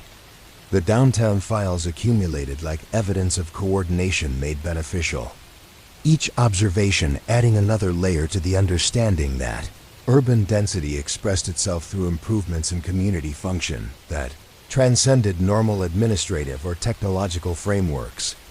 Major Kim had created documentation that preserved evidence of the city's organizing intelligence while maintaining the analytical tone that official procedure required when approaching matters of civic significance. As dawn approached, Chun found herself surrounded by decades of careful observation, hundreds of files that documented the patient attention that dedicated individuals had brought to phenomena that challenged official explanation while serving genuine community needs. The archives had revealed themselves as more than storage facilities. They were repositories of professional wisdom, collections of evidence that some aspects of community life operated according to principles more sophisticated than those acknowledged by formal administrative procedure. The physical act of handling these aged documents had created its own form of knowledge, an understanding that came through touch and texture as much as through reading and analysis. Each file was an artifact that preserved not just information, but the passionate attention that its creators had brought to the task of witness and documentation. Chun closed the final file and sat back in her chair, feeling the archive's accumulated silence settle around her like a benediction. The building had maintained its patient vigil throughout another night, preserving in its carefully organized files the record of countless individuals who had chosen to document rather than dismiss the phenomena that made their work meaningful and their communities more mysterious and beautiful. Tomorrow night, she would return to continue exploring this repository of forgotten wonders. The files would be waiting, patient and eternal, ready to share their evidence of human dedication to truth-telling, regardless of whether the truths being told could be accommodated within official categories. The dust would continue its slow accumulation. The paper would continue its gradual transformation, and the archives would continue their quiet work of preserving the evidence that community life possessed dimensions that transcended administrative understanding. The city was beginning another day outside the archive windows, generating new phenomena that would challenge future officers to choose between dismissal and documentation, between official convenience and community service. But in the archives, time moved according to different rhythms, creating space for the appreciation of dedication and mystery, for the recognition that every well-preserved file was an act of faith in the value of witness and the importance of preserving evidence that reality possessed, dimensions that official procedure could acknowledge, but never fully contain. Courthouse held its breath in the hours before dawn, as if the weight of judgment required perfect silence to settle properly into stone. Chun had discovered that the archives possessed not only their own geography, but their own mythology. Stories about the buildings that surrounded and supported the work of justice that extended far beyond their official functions. Tonight, she found herself drawn to a collection of files that documented the architectural dimensions of police work.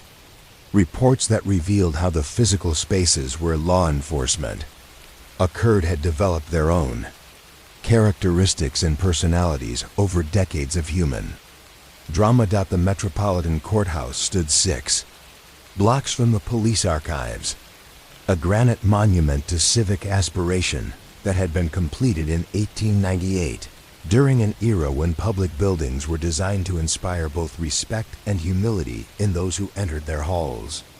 The building's files revealed a more complex history than its imposing facade suggested, a record of how structures intended to serve justice had evolved their own forms of wisdom that operated independently of the human decisions made within their walls. The first file she opened contained architectural reports that had been commissioned in 1924, when structural engineers had been called to investigate unusual acoustic properties that seemed to affect the emotional atmosphere of different courtrooms.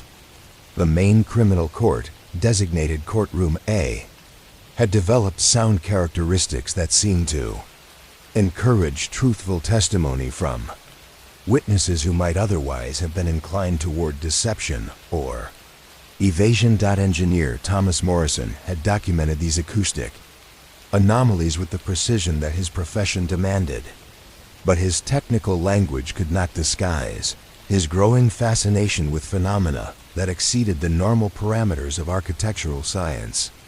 Sound carried differently in Courtroom A than in any other space in the building, creating an environment where spoken words seemed to acquire additional weight and clarity that made deception more difficult and truth more compelling. Courthouse files revealed that this acoustic enhancement had been observed consistently since the building's opening, but no structural analysis had ever identified the source of the unusual properties. The courtroom's dimensions followed standard architectural principles. Its materials conformed to normal construction specifications.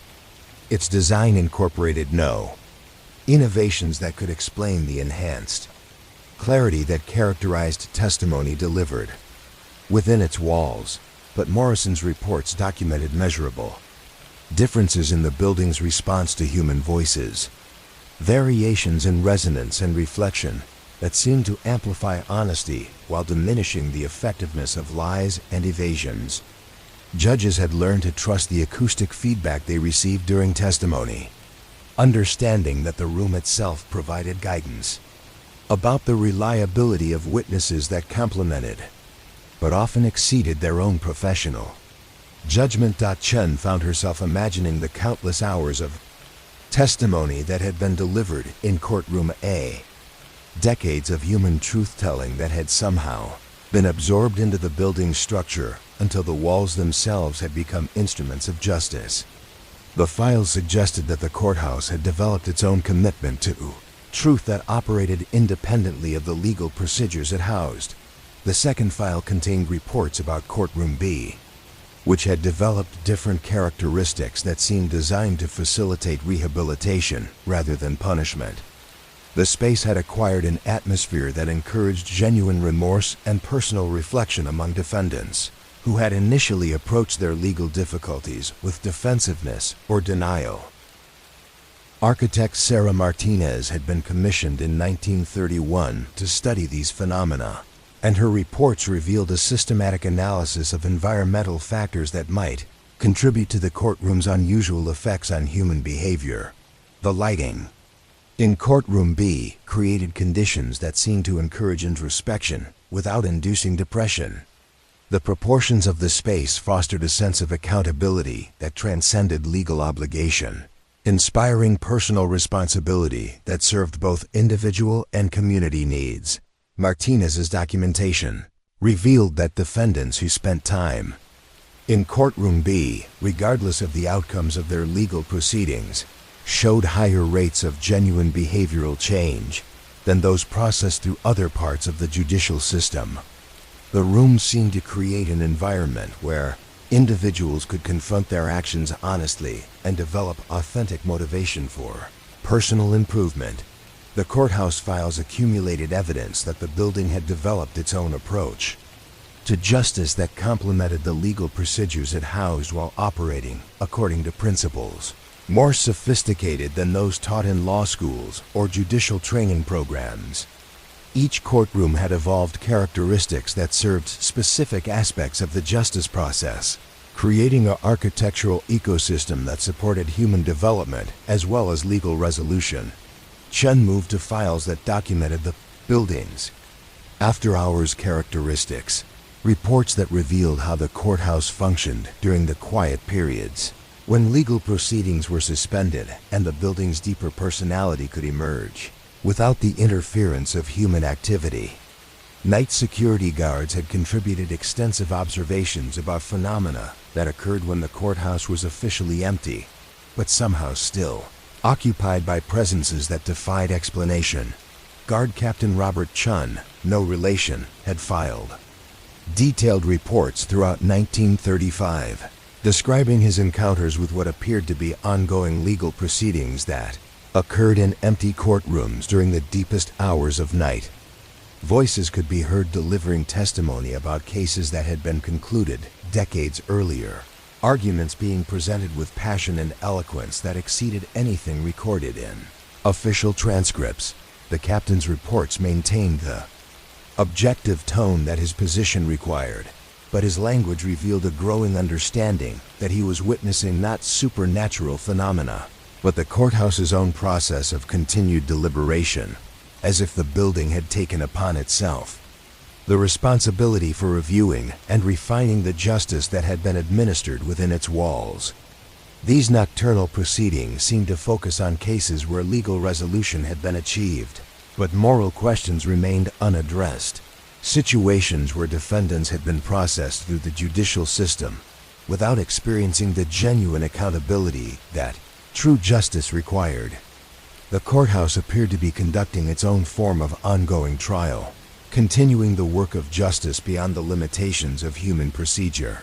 Captain Chun's documentation revealed that these after-hours proceedings followed recognizable legal formats but incorporated elements that formal jurisprudence had never been designed to accommodate. Testimony was being delivered by voices that seemed to represent not just individual perspectives, but collective community wisdom. Arguments were being presented that addressed not just legal technicalities, but the deeper moral and spiritual dimensions of human behavior. The night guard files accumulated like evidence of justice extended beyond human limitation, each report adding another layer to the understanding that the courthouse had developed its own commitment to truth and accountability that operated continuously rather than only during official hours. The building had become a participant in the justice process rather than merely a container for it. Chun opened files that documented similar phenomena in the building's detention areas, spaces that had been designed for temporary confinement, but which had developed their own approaches to rehabilitation and reflection. The holding cells in the courthouse basement had acquired characteristics that seemed to facilitate genuine self-examination.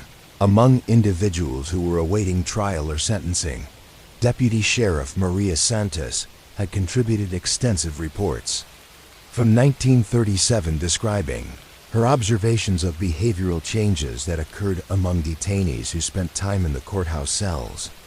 Individuals who entered the detention area with attitudes of defiance or denial often experienced shifts in perspective that seemed to result from the environment itself rather than from any formal counseling or intervention. The cells had been constructed according to standard specifications for temporary detention, but they had developed atmospheric qualities that encouraged contemplation and personal reflection. The lighting created conditions that were neither oppressive nor comfortable, fostering a state of awareness that seemed to facilitate honest self-assessment. The acoustics allowed for private thought while preventing the isolation that might lead to despair or resentment. Deputy Santos's reports documented that detainees who spent time in these cells, regardless of the charges they faced or the outcomes of their cases, showed higher rates of genuine remorse and authentic commitment to behavioral change than those processed through other detention facilities. The cells seemed to create an environment where individuals could confront their actions honestly and develop genuine motivation for personal transformation. The detention files revealed that the courthouse basement had become a space of preparation rather than mere confinement, a place where individuals could begin the work of rehabilitation before formal sentencing occurred.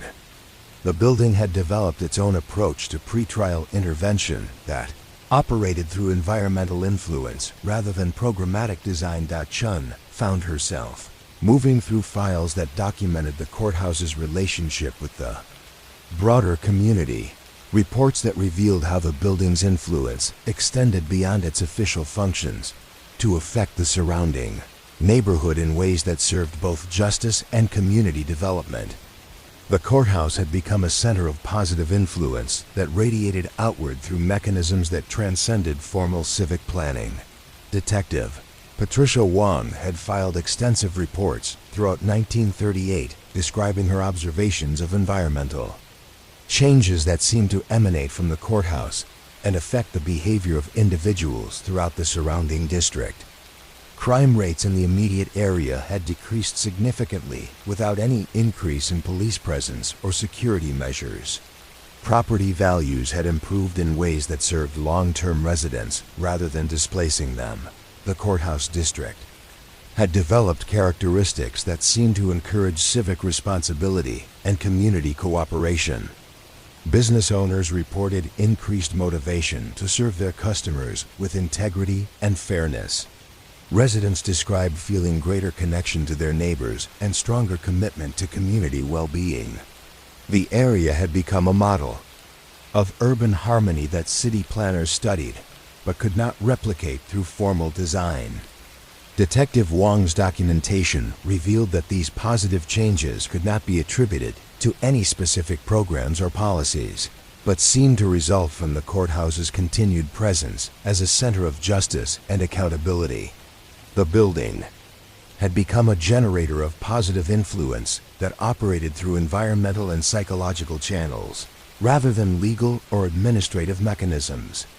The community files accumulated like evidence of justice made environmental, each report adding another layer to the understanding that the courthouse had developed its own approach to crime prevention that operated through influence and inspiration rather than enforcement and punishment. The building had become a participant in community development rather than merely a processor of Community problems. Chun opened files that documented the courthouse's interaction with other buildings in the justice system. Reports that revealed how structures designed for different aspects of law enforcement had developed their own collaborative relationships. The courthouse maintained connections with the police headquarters, the county jail, and the probation offices that seemed to operate independently of official communication channels. Asterisk. Lieutenant David Martinez had contributed reports from 1939, describing his observations of coordination between buildings that seemed to serve the overall goals of justice more effectively than formal administrative procedures. Information appeared to flow between facilities in ways that ensured appropriate responses to individual cases without compromising confidentiality or due process requirements. The courthouse seemed to communicate with other justice system buildings through mechanisms that enhanced rather than replaced official procedures. Judges reported receiving insights about defendants that helped them make more informed sentencing decisions. Probation officers described understanding their clients' needs more clearly when cases had been processed through the courthouse rather than other facilities. Lieutenant Martinez's documentation revealed that this inter-building communication operated according to principles that seemed to prioritize justice and rehabilitation over administrative efficiency or bureaucratic convenience. The buildings had developed their own network of mutual support that served the overall goals of the justice system while respecting the specific functions of each individual facility. The collaboration files revealed that the justice system's physical infrastructure had evolved its own form of intelligence that complemented human decision-making while operating according to principles more sophisticated than those taught in law enforcement or judicial training. The buildings had become partners in the work of justice rather than merely tools for its administration. As midnight approached, Chun found herself exploring files that documented the courthouse's relationship with time itself. Reports that revealed how the building seemed to operate according to temporal principles that transcended normal schedules and deadlines. Justice, the files suggested, required its own timing that could not always be accommodated within human administrative convenience. Judge Eleanor Harrison had contributed extensive observations from 1940 describing her growing awareness that the courthouse operated according to rhythms that served the needs of justice rather than the demands of legal calendars. Cases seemed to come to resolution when the individuals involved were genuinely ready for accountability and change, regardless of scheduled court dates or administrative pressure for efficiency. The courthouse had developed its own sense of timing that seemed to facilitate genuine resolution rather than mere legal processing. Trials proceeded at paces that allowed for genuine understanding and reflection. Sentencing occurred when defendants had achieved authentic readiness for accountability and rehabilitation. Appeals resolved when all parties had reached genuine understanding of the issues involved. Judge Harrison's reports revealed that this temporal flexibility improved both the quality and the durability of legal resolutions. Defendants who were processed according to the courthouse's natural timing showed lower rates of recidivism and higher rates of successful rehabilitation. Victims reported greater satisfaction with outcomes that emerged from authentic process rather than administrative efficiency. The timing files accumulated like evidence of justice made natural, each report adding another layer to the understanding that the courthouse had developed its own relationship with time that served the deeper purposes of justice rather than the surface requirements of legal administration. The building had become a facilitator of genuine resolution rather than merely a processor of legal obligations. Chun opened the final section of courthouse files, documents that revealed the building's ultimate purpose as a space where human accountability could achieve its highest expression. The courthouse had evolved beyond its original function as a venue for legal proceedings to become a center for the transformation of human consciousness regarding responsibility, consequence, and community obligation.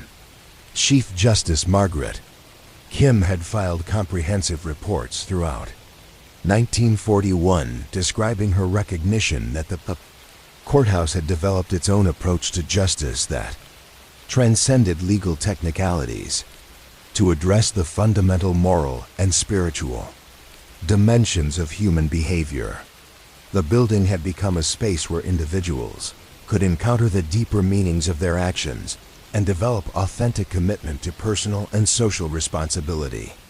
The courthouse operated according to principles that recognized justice as a form of education rather than punishment, accountability as a path to personal development rather than social control, and law as a tool for community enhancement rather than individual restriction. The building had evolved its own philosophy of justice that informed and enhanced the legal procedures it housed. Chief Justice Kim's final reports expressed profound gratitude for the opportunity to work within a building that had developed its own commitment to the highest ideals of justice. The courthouse had become a partner in the work of human development, a collaborator in the effort to create communities where accountability and compassion could coexist in service of both individual growth and collective well-being. Chung closed the courthouse files and turned to documents about other buildings in the justice system, structures that had developed their own specialized approaches to different aspects of law enforcement and community protection.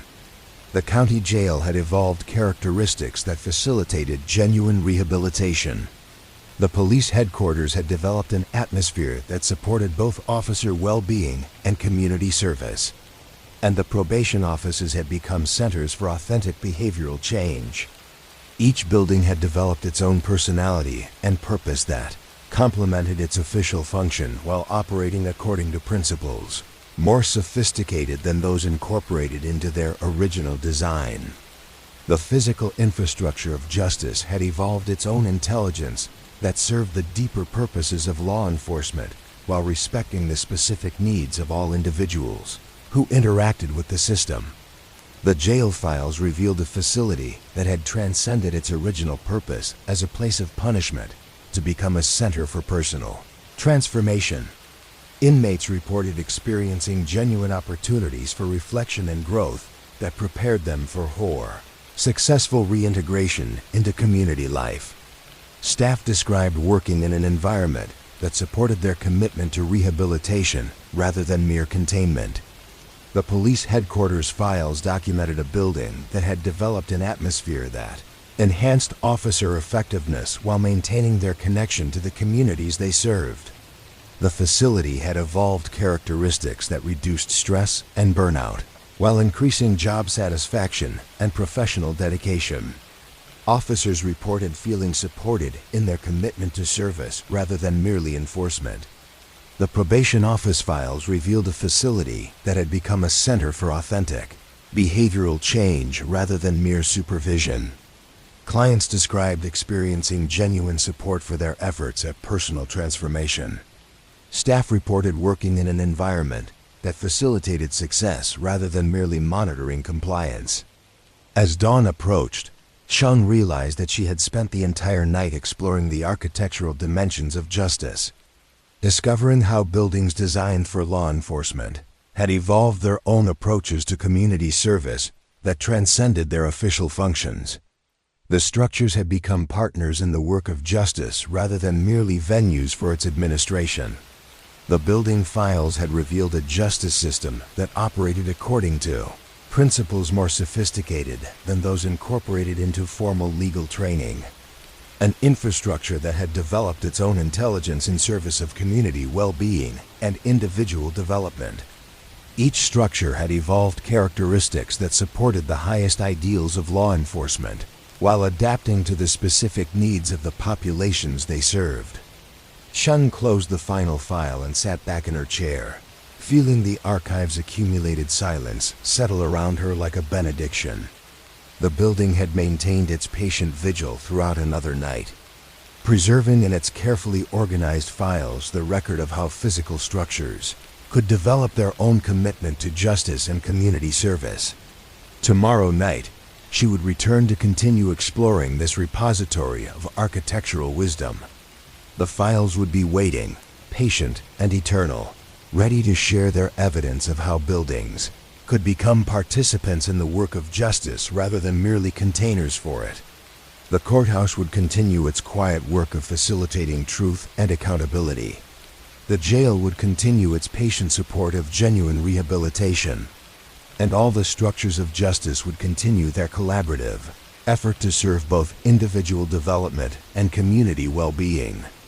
The city was beginning another day outside the archive windows, and the buildings of justice would continue their quiet work of supporting law enforcement that served the highest ideals of community life. But in the archives, time moved according to different rhythms, creating space for the appreciation of architectural wisdom, for the recognition that every building involved in the work of justice had the potential to become a center for human transformation and community enhancement. In the quiet spaces between investigation and resolution, families learned to carry stories that had no endings, only the gentle weight of shared understanding. Detective Chun had discovered that the archives contained more than official documentation. They preserved the delicate tracery of human relationships that surrounded every case, the network of connections that extended far beyond the immediate circumstances of any single incident. Tonight, she found herself drawn to files that documented not the crimes themselves, but the communities that absorbed their impact, the families and neighborhoods that learned to heal around wounds that could never be entirely resolved. The first file she opened contained correspondence that had accumulated over decades. Letters from family members who had written to thank investigating officers for their patience and dedication long after cases had been officially closed. These letters revealed a dimension of police work that official procedures could acknowledge but never fully capture: the ongoing relationship between law enforcement and the communities they served. Connections that persisted far beyond the completion of any specific investigation. Mrs. Dorothy Walsh had written to Detective James Morrison in 1954, 3 years after her husband's death in what had been classified as an accidental fall. Her letter expressed gratitude not for solving the case, which remained officially unresolved, but for the careful attention Detective Morrison had given to preserving her husband's dignity throughout the investigation.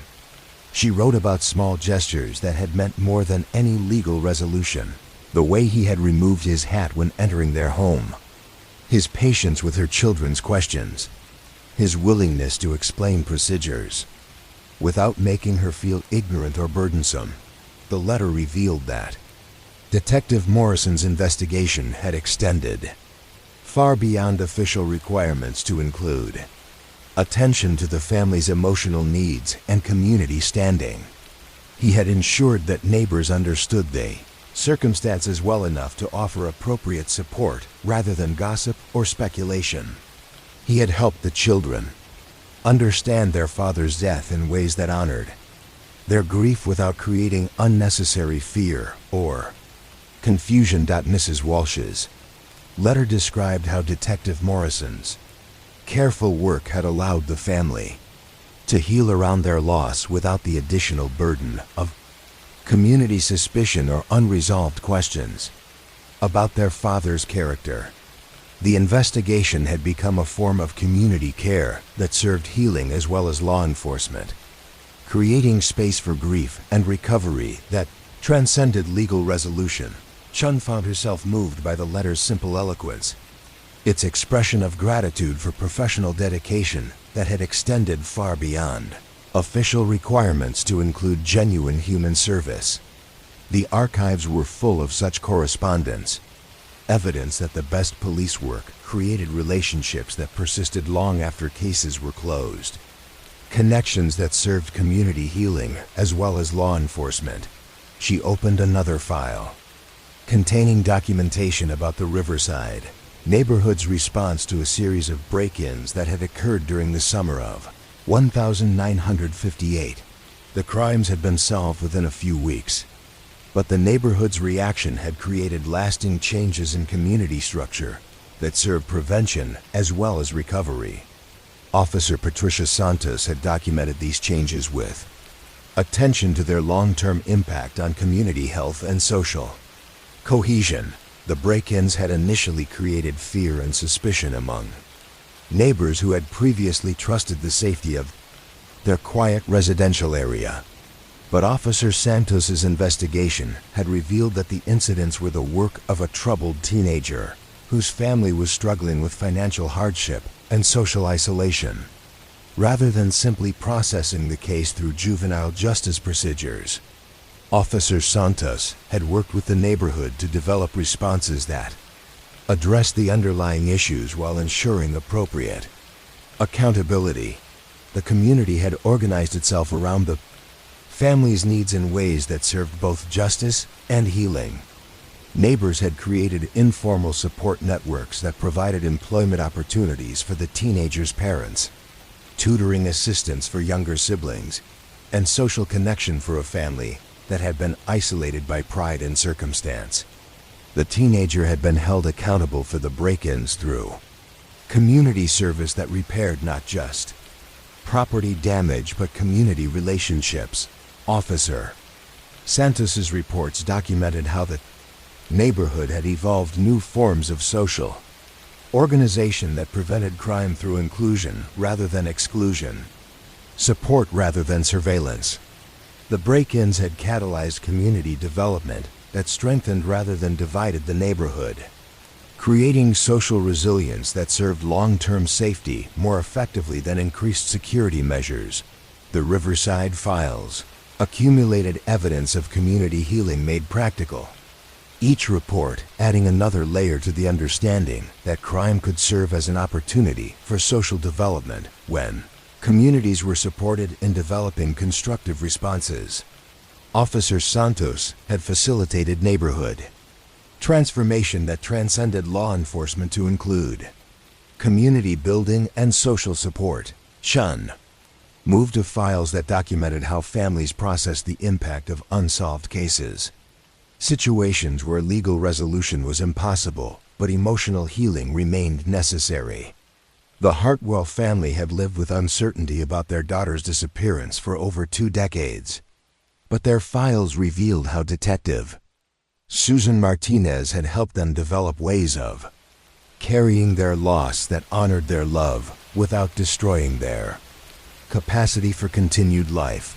Detective Martinez had maintained contact with the Hartwell family throughout her career, providing updates when new information emerged, but more importantly offering consistent support for their ongoing need to process grief that had no clear resolution. Her reports documented how families could learn to live with uncertainty without sacrificing hope, how love could persist in the absence of answers, how healing could occur even when justice remained elusive.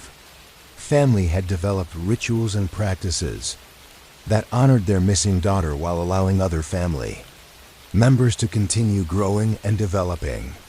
They had created memorial gardens that celebrated life rather than mourning death, annual gatherings that brought community together around support rather than sorrow, scholarship funds that channeled their love into service for other young people facing challenges. Detective Martinez's documentation revealed how law enforcement could serve families by helping them develop healthy ways of processing unresolved loss. Her work had extended far beyond investigation to include grief counseling, community organization, and long-term family support that honored both professional boundaries and genuine human care. Hartwell files showed how unsolved cases could become opportunities for community development when families were supported in transforming their pain into service, their questions into advocacy, their love into lasting contributions to community well-being. Detective Martinez had facilitated family healing that served both individual recovery and community enhancement. Chun opened files that revealed how neighborhoods absorbed the impact of violent crime, developing collective responses that promoted healing while maintaining safety. The Oak Street community had experienced a robbery that resulted in serious injury to an elderly resident, but their response had created lasting improvements in both security and social connection that transformed the neighborhood's character. Sergeant Robert Kim had worked with the community to develop responses that addressed both immediate safety concerns and long-term social health. The neighborhood had organized itself around the injured residents' recovery in ways that created stronger relationships among all community members. Daily check-ins for the victim had evolved into ongoing mutual support systems that served multiple families. Security measures had been implemented through community cooperation rather than professional services. The neighborhood had transformed the trauma of violent crime into an opportunity for social development that strengthened rather than divided the community. Sergeant Kim's reports documented how crime could catalyze positive change when communities were supported in developing constructive responses rather than fearful reactions. The Oak Street files revealed a community that had learned to process violence through collective care rather than individual isolation, mutual support rather than increased suspicion, proactive organization rather than reactive security measures. The robbery had become a catalyst for neighborhood transformation that served long-term well-being more effectively than any purely law enforcement response. Sergeant Kim had facilitated community development that transcended crime prevention to include social enhancement, economic cooperation, and intergenerational support that addressed root causes of crime while building community resilience. The neighborhood had become stronger rather than more fearful, more connected rather than more suspicious, more proactive rather than more defensive. Chun found herself drawn to files that documented how children processed their encounters with crime and law enforcement. Reports that revealed how young people could develop healthy relationships with authority and community safety when their experiences were handled with appropriate sensitivity and care. Officer Maria Gonzalez had specialized in working with families where children had witnessed crimes or been victims of criminal activity. Her files revealed how children's understanding of safety and justice could be shaped positively even by difficult experiences when adults provided appropriate support and explanation. Officer Gonzalez had developed techniques for interviewing child witnesses that gathered necessary information while protecting emotional well-being, for explaining legal procedures in ways that promoted understanding rather than fear, for helping families create environments where children could process traumatic experiences without lasting damage. The children in Officer Gonzalez's files had learned to understand police officers as helpers rather than authority figures to be feared, legal procedures as community protection rather than punishment systems, their own voices as important contributions to community safety rather than burdens to be minimized. Her work had helped children develop confidence in their ability to seek help when needed and trust in their community's commitment to their protection. Officer Gonzalez's reports documented how law enforcement could serve child development by helping young people understand their role in community safety while protecting their innocence and promoting their continued growth. Her work had created positive relationships between children and law enforcement that served both immediate case needs and long-term community health. The children's files revealed how crime could become an opportunity for civic education when handled appropriately, how traumatic experiences could strengthen rather than weaken community bonds when children received proper support, how law enforcement could serve child development while fulfilling professional obligations. Chun opened files that documented how elderly residents navigated their relationships with crime and law enforcement, reports that revealed how older community members could contribute wisdom and stability during difficult times while receiving appropriate protection and support.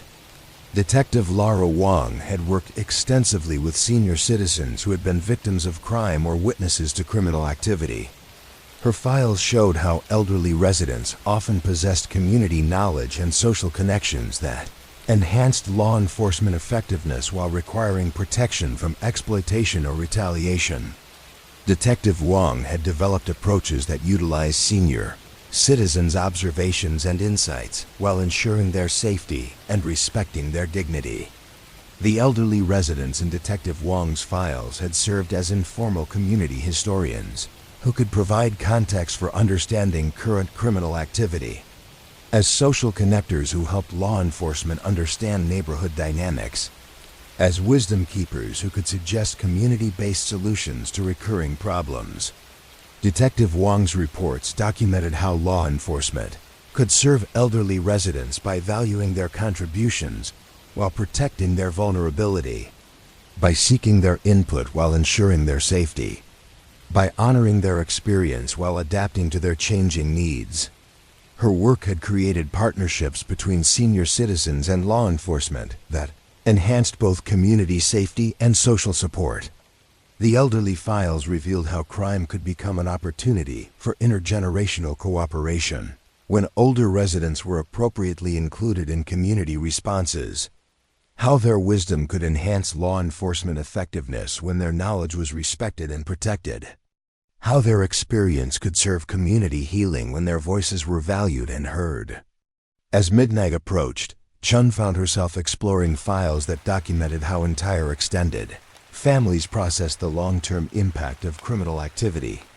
Reports that revealed how kinship networks could provide healing and support that transcended individual household boundaries. Lieutenant David Martinez had worked with families whose members had been involved in criminal activity, either as victims or as perpetrators. His files showed how extended families could develop responses that maintained relationships while establishing appropriate boundaries, that supported accountability while preserving love, that honored justice while promoting healing. Lieutenant Martinez had helped families navigate the complex emotional and social dynamics that arose when criminal activity affected multiple generations or created divisions within kinship networks. The families in Lieutenant Martinez's files had learned to separate criminal behavior from personal worth, to support rehabilitation while maintaining safety, to honor their obligations to both individual family members and community well-being. His work had helped families develop approaches that served both family loyalty and social responsibility. Lieutenant Martinez's reports documented how law enforcement could serve family healing by helping kinship networks develop healthy responses to criminal activity, by supporting family members who were trying to maintain relationships while establishing boundaries, by facilitating communication that promoted understanding rather than division. The family files revealed how crime could become an opportunity for relationship strengthening when families received appropriate support, how kinship networks could serve both individual healing and community safety when their dynamics were understood and respected, how love could persist through accountability when families learned to separate behavior from identity. Chun opened files that documented how neighborhoods developed their own informal justice systems that complemented rather than competed with formal law enforcement. Reports that revealed how communities could create accountability mechanisms that served both individual growth and collective well-being. Captain Susan Rodriguez had studied these informal systems with attention to their potential for enhancing rather than undermining official law enforcement. Her files showed how neighborhoods could develop mediation processes that resolved conflicts before they required police intervention, support systems that addressed root causes of criminal behavior, accountability measures that promoted genuine behavioral change rather than mere punishment. Captain Rodriguez had worked with communities to strengthen these informal systems while maintaining appropriate connections to formal law enforcement. The neighborhoods in Captain Rodriguez's files had created community councils that addressed disputes through dialogue rather than confrontation, mutual aid networks that prevented crime by addressing economic hardship, mentorship programs that provided guidance for young people who might otherwise be attracted to criminal activity, Captain Rodriguez's reports documented how law enforcement could serve community development by supporting informal justice systems that enhanced rather than replaced official procedures, by helping neighborhoods develop capacity for self-governance while maintaining appropriate professional oversight, by facilitating community organization that served both crime prevention and social enhancement. The neighborhood files revealed how crime could become an opportunity for democratic development when communities were supported in creating their own accountability systems. How informal justice could enhance formal law enforcement when community capacity was appropriately developed. How local wisdom could serve both individual growth and collective well-being when neighborhood knowledge was respected and utilized. As dawn approached, Chun realized that she had spent the entire night exploring the human dimensions of law enforcement, discovering how crime created opportunities for community development when responses were designed to serve healing as well as justice, relationship building as well as law enforcement, social enhancement as well as individual accountability. The family and neighborhood files had revealed a law enforcement approach that recognized crime as fundamentally a community issue that required community solutions, individual healing as inseparable from collective well-being, justice as a form of social development rather than mere punishment or control. Chun closed the final file and sat back in her chair, feeling the archive's accumulated silence settle around her like a blessing. The building had maintained its patient vigil throughout another night, preserving in its carefully organized files the record of how law enforcement could serve human development and community enhancement when approached with appropriate wisdom and care. Tomorrow night, she would return to continue exploring this repository of community wisdom. The files would be waiting, patient, and eternal, ready to share their evidence of how crime could serve social development when communities were supported in developing constructive responses, how law enforcement could facilitate healing when officers understood their role as community servants rather than mere enforcers. The city was beginning another day outside the archive windows, and families would continue their quiet work of healing around losses and disappointments that might never be fully resolved. Neighborhoods would continue developing their capacity for mutual support and collective accountability. Children and elderly residents would continue contributing their unique perspectives to community safety and social health. But in the archives, time moved according to different rhythms, creating space for the appreciation of human resilience, for the recognition that every case involved not just legal issues, but opportunities for community development, relationship building, and social enhancement that could serve healing as well as justice.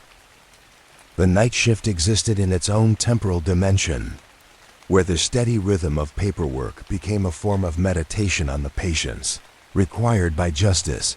Detective Chun had begun to understand that her nocturnal visits to the archives were part of a larger tradition, a recognition that the most thoughtful police work often occurred during the quiet hours when the urgency of daytime demands gave way to the contemplative pace that complex cases required. Tonight, she found herself drawn to files that documented the unique culture of night shift work, the special atmosphere that developed when dedicated officers chose to work during the hours when the city's rhythm slowed and deeper forms of attention became possible. The first file she opened contained the personal observations of Sergeant Margaret O'Brien, who had worked the midnight shift at the downtown precinct for over 20 years during the 1940s and 1950s. Her reports revealed how the night shift attracted officers who understood that some aspects of police work required the kind of sustained concentration that was only possible during the quiet hours when interruptions were minimal and reflection could occur at its own natural pace. Sergeant O'Brien had described how the precinct building transformed after midnight, settling into a rhythm that seemed designed to support careful thinking and methodical work. The fluorescent lights were dimmed to levels that reduced eye strain during long hours of reading and writing. The phones rang less frequently, allowing officers to pursue sustained analysis of complex cases. The building's heating system cycled, with a gentle hum that created a subtle soundtrack for contemplative work. Her reports documented how night shift officers developed their own approaches to case management that emphasized thoroughness over speed, depth over efficiency, understanding over resolution. The reduced pressure of daytime deadlines allowed for forms of investigation that would have been impossible during regular hours, when public demand for immediate results often forced premature conclusions to cases that deserved more patient analysis. Sergeant O'Brien had specialized in reviewing cold cases during her night shifts, applying fresh perspective to investigations that had stalled during regular hours. Her files revealed how the quiet concentration possible during overnight work often led to insights that had eluded daytime investigators who were working under greater pressure and with more frequent interruptions. The night shift files accumulated evidence of police work as contemplative practice, each report adding another layer to the understanding that some cases required the kind of sustained attention that was only possible when officers could work without the constant demands for immediate action that characterized daytime law enforcement. Chun opened files that documented how the night shift developed its own procedures for handling routine paperwork, transforming administrative tasks that might seem tedious during regular hours into opportunities for careful reflection on the deeper patterns that emerged from systematic documentation. Officer David Kim had contributed extensive observations about how paperwork could become a form of meditation when approached with appropriate attention and respect. His reports from the 1960s described how the quiet hours of night shift work allowed officers to discover connections between seemingly unrelated cases, patterns that became apparent only when multiple files could be reviewed without interruption. The steady rhythm of reading, analysis, and documentation created conditions where subtle relationships between different incidents could emerge into conscious recognition. Officer Kim had developed techniques for organizing paperwork that enhanced rather than hindered contemplative analysis. He arranged files chronologically to reveal temporal patterns, geographically to identify spatial relationships, and thematically to understand recurring elements that might indicate systemic issues requiring community-level responses rather than individual case solutions. His files showed how paperwork could serve investigation when treated as a form of research rather than mere administrative requirement. The careful review of documentation often revealed discrepancies or connections that had been overlooked during the initial urgency of case response, leading to renewed investigation that served both justice and community safety. Officer Kim's reports documented how the night shift's emphasis on thoroughness over speed often produced better outcomes than daytime investigation that was rushed by external pressure for immediate results. Cases that had seemed unsolvable during regular hours often yielded to patient analysis that was possible only during the contemplative atmosphere of overnight work. Chun found herself drawn to files that revealed how night shift officers developed their own culture of mutual support and shared learning that enhanced both individual effectiveness and collective wisdom. The reduced supervision that characterized overnight work allowed for forms of professional development that emphasized peer mentorship over hierarchical instruction. Detective Patricia Wong had documented how night shift officers created informal study groups that analyzed difficult cases collectively, sharing insights and expertise that served both professional development and case resolution. The quiet hours allowed for extended discussions about investigative techniques, legal precedents, and community dynamics that would have been impossible during the rushed pace of daytime work. These study groups had evolved their own approaches to case analysis that emphasized understanding context over identifying suspects, exploring systemic issues over pursuing individual solutions, developing prevention strategies over reactive enforcement.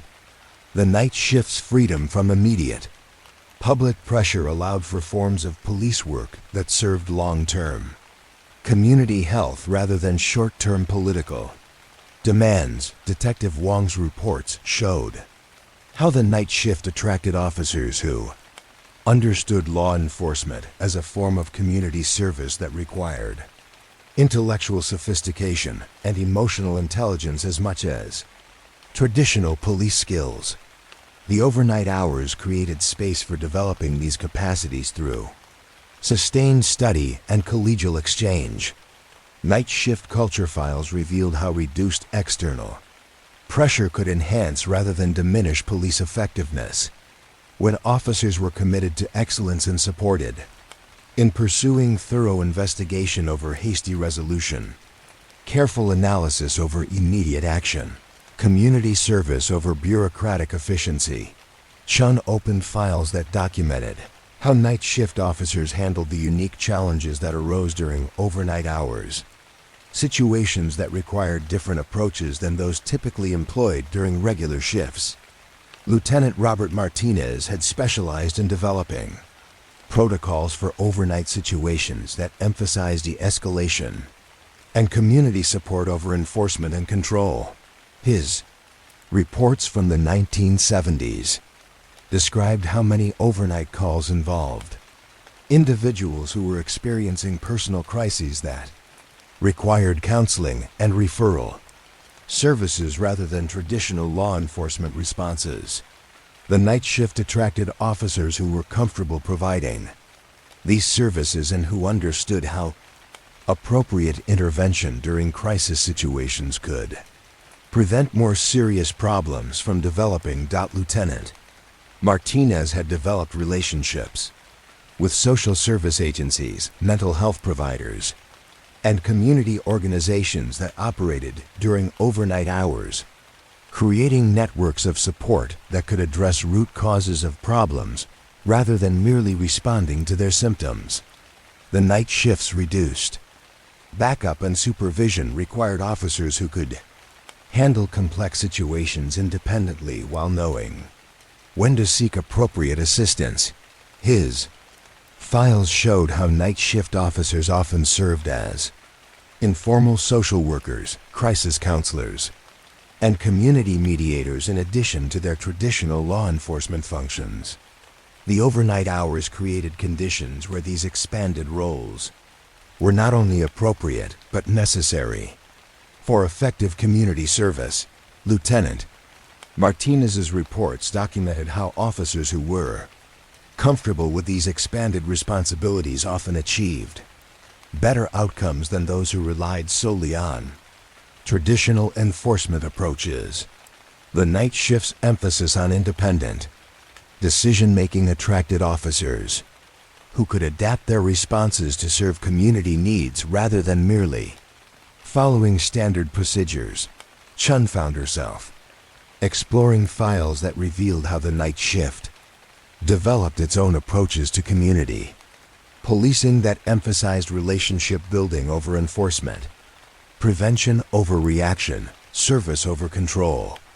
Sergeant Maria Santos had worked extensively with community groups that operated during overnight hours, developing partnerships that served both public safety and social support. Her reports from the 1980s described how many community organizations conducted their most important work during evening and overnight hours, when working people could participate in activities that served neighborhood development and mutual support. The night shift's reduced activity allowed officers to attend community meetings, participate in neighborhood watch programs, and develop relationships with residents that enhanced both safety and social cohesion. Sergeant Santos had created partnerships with community organizations that operated overnight shelters, crisis hotlines, and support groups, developing coordinated responses to problems that required both law enforcement and social service intervention. The night shift's flexibility allowed for forms of community engagement that would have been impossible during the structured demands of daytime patrol. Her files showed how night shift officers could serve as bridges between formal law enforcement and informal community support systems, facilitating cooperation that served both public safety and social health. The overnight hours created opportunities for building relationships that enhanced community resilience rather than merely responding to community problems.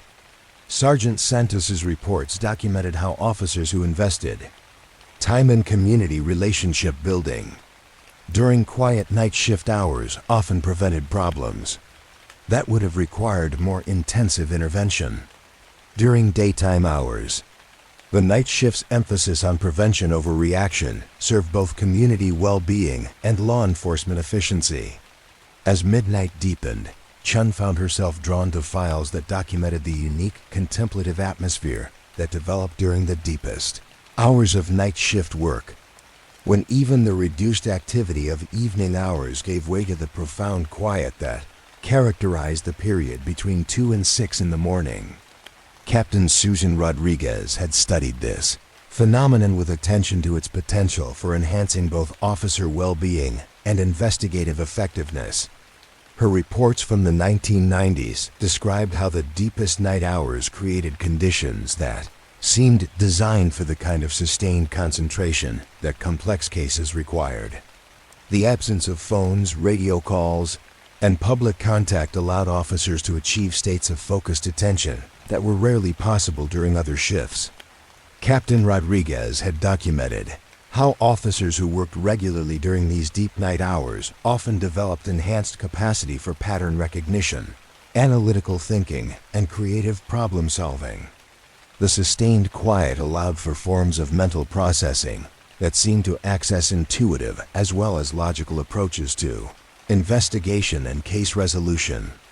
Her files showed how the deep night shift attracted officers who understood police work as requiring contemplative as well as active skills, reflection as well as action, patience as well as urgency. The profound quiet of the deep night hours created space for developing these capacities through sustained practice. Captain Rodriguez's reports revealed how officers who learned to work effectively during the deep night hours often brought enhanced perspective to their daytime assignments, understanding that sustained reflection could serve action, that patient analysis could enhance decisive response, that contemplative preparation could improve active intervention. Shun opened files that documented how night shift officers developed their own traditions and rituals that supported both individual well-being and collective effectiveness. During the unique challenges of overnight work, Officer Thomas Chun, no relation, had contributed extensive observations about how the night shift created its own culture that served both professional requirements and personal sustainability. His reports from the 2000s described how night shift officers developed informal practices that helped them maintain alertness and focus during hours when natural circadian rhythms encouraged sleep. These practices included shared meals that fostered community while providing necessary nutrition, brief periods of meditation or reflection that enhanced concentration, and informal debriefing sessions that processed the emotional impact of difficult cases. The night shift had developed its own approaches to continuing education that took advantage of the quiet hours to pursue training and professional development that enhanced both individual skills and collective expertise. Officers used quiet periods to study legal updates, review case precedents, and analyze investigative techniques that could improve their effectiveness. Officer Chun's files showed how the night shifts reduced external pressure allowed for forms of professional development that emphasized depth over breadth, understanding over mere compliance, wisdom over mere knowledge. The overnight hours created space for learnings that served long-term professional growth rather than immediate administrative requirements. His reports documented how night shift officers who invested in this kind of sustained professional development often became resources for the entire department, bringing enhanced expertise and broader perspective to collaborative efforts that served both individual cases and departmental effectiveness. Chun found herself exploring files that revealed how the night shift served as a training ground for officers who would later take on leadership responsibilities, providing opportunities to develop independent decision-making skills and collaborative approaches that served both immediate situations and long-term professional development. Lieutenant Lavra Kim had studied this aspect of night shift work with attention to its contribution to overall departmental health. Her reports from recent years described how night shift work required officers to handle situations independently while knowing when to seek assistance, to make decisions without immediate supervision while maintaining appropriate consultation, to serve community needs while respecting departmental procedures. These skills proved valuable preparation for leadership, roles that required similar balance between independence and collaboration. Lieutenant Kim had documented how officers who excelled during night shift work often possessed or developed qualities that served leadership effectiveness: the ability to work independently while maintaining team connection, the capacity to handle crisis situations calmly while seeking appropriate support, the wisdom to adapt procedures to serve community needs while respecting professional standards. Her files showed how the night shift's unique demands created opportunities for professional development that enhanced both individual capacity and departmental strength. Officers who learned to work effectively during overnight hours often brought enhanced perspective and expanded skills to other assignments. Lieutenant Kim's reports revealed how the night shift served the entire department by developing officers who understood law enforcement as requiring both individual initiative and collective wisdom, both independent action and collaborative support, both immediate response and sustained reflection. As dawn approached, Chun realized that she had spent another entire night exploring the unique culture and contributions of overnight police work, discovering how the night shift created conditions that enhanced both individual officer development and community service through its emphasis on contemplation over urgency, thoroughness over speed, understanding over mere resolution. The night shift files had revealed a form of police work that operated according to different rhythms and priorities than daytime law enforcement, creating space for the kind of sustained attention and careful analysis that some aspects of community service required. The overnight hours served both immediate public safety needs and long-term professional development. Chun closed the final file and sat back in her chair, feeling the archive's accumulated silence settle around her like a meditation on the value of patient work conducted without the pressure of immediate external demands. The building had maintained its own night shift vigil throughout her exploration, preserving in its carefully organized files the record of how reduced urgency could enhance rather than diminish professional effectiveness. Tomorrow night, she would return to continue exploring this repository of contemplative police work. The files would be waiting, patient and eternal, ready to share their evidence of how the night shift served both immediate community needs and long-term professional development through its unique emphasis on sustained attention, careful analysis, and reflective practice. The city was beginning another day outside the archive windows, and officers would continue their round-the-clock service to community safety and social health. But somewhere in the building, the night shift would begin again, creating space for the kind of patient work that served both justice and understanding, both immediate response and sustained reflection, both individual development and collective wisdom. The night shift would continue its quiet contribution to professional excellence and community service, demonstrating that some aspects of police work required the contemplative atmosphere that was only possible during the hours when external pressure decreased. And deeper forms of attention could emerge too, serve both individual cases and community well-being. The photographs had faded to sepia dreams, their sharp edges softened by time until even the most dramatic moments felt gentle as distant memories.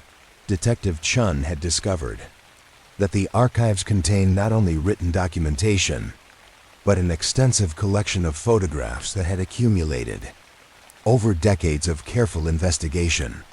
Images that preserved visual evidence of events that had once commanded urgent attention, but which now rested in the peaceful quiet of historical perspective.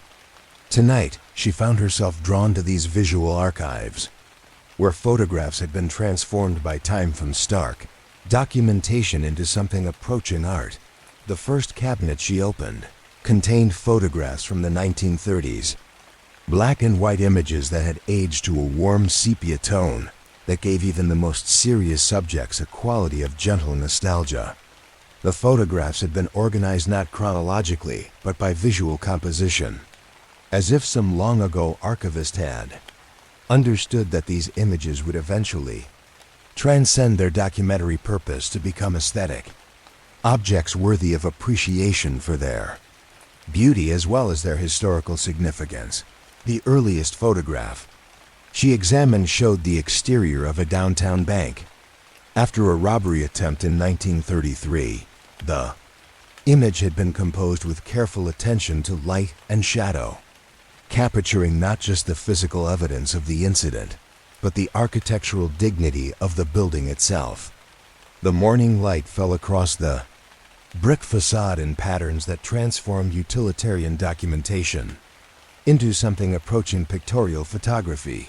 Detective William Hayes had taken this photograph as part of his investigation, but his technical skill had elevated routine evidence gathering into visual artistry.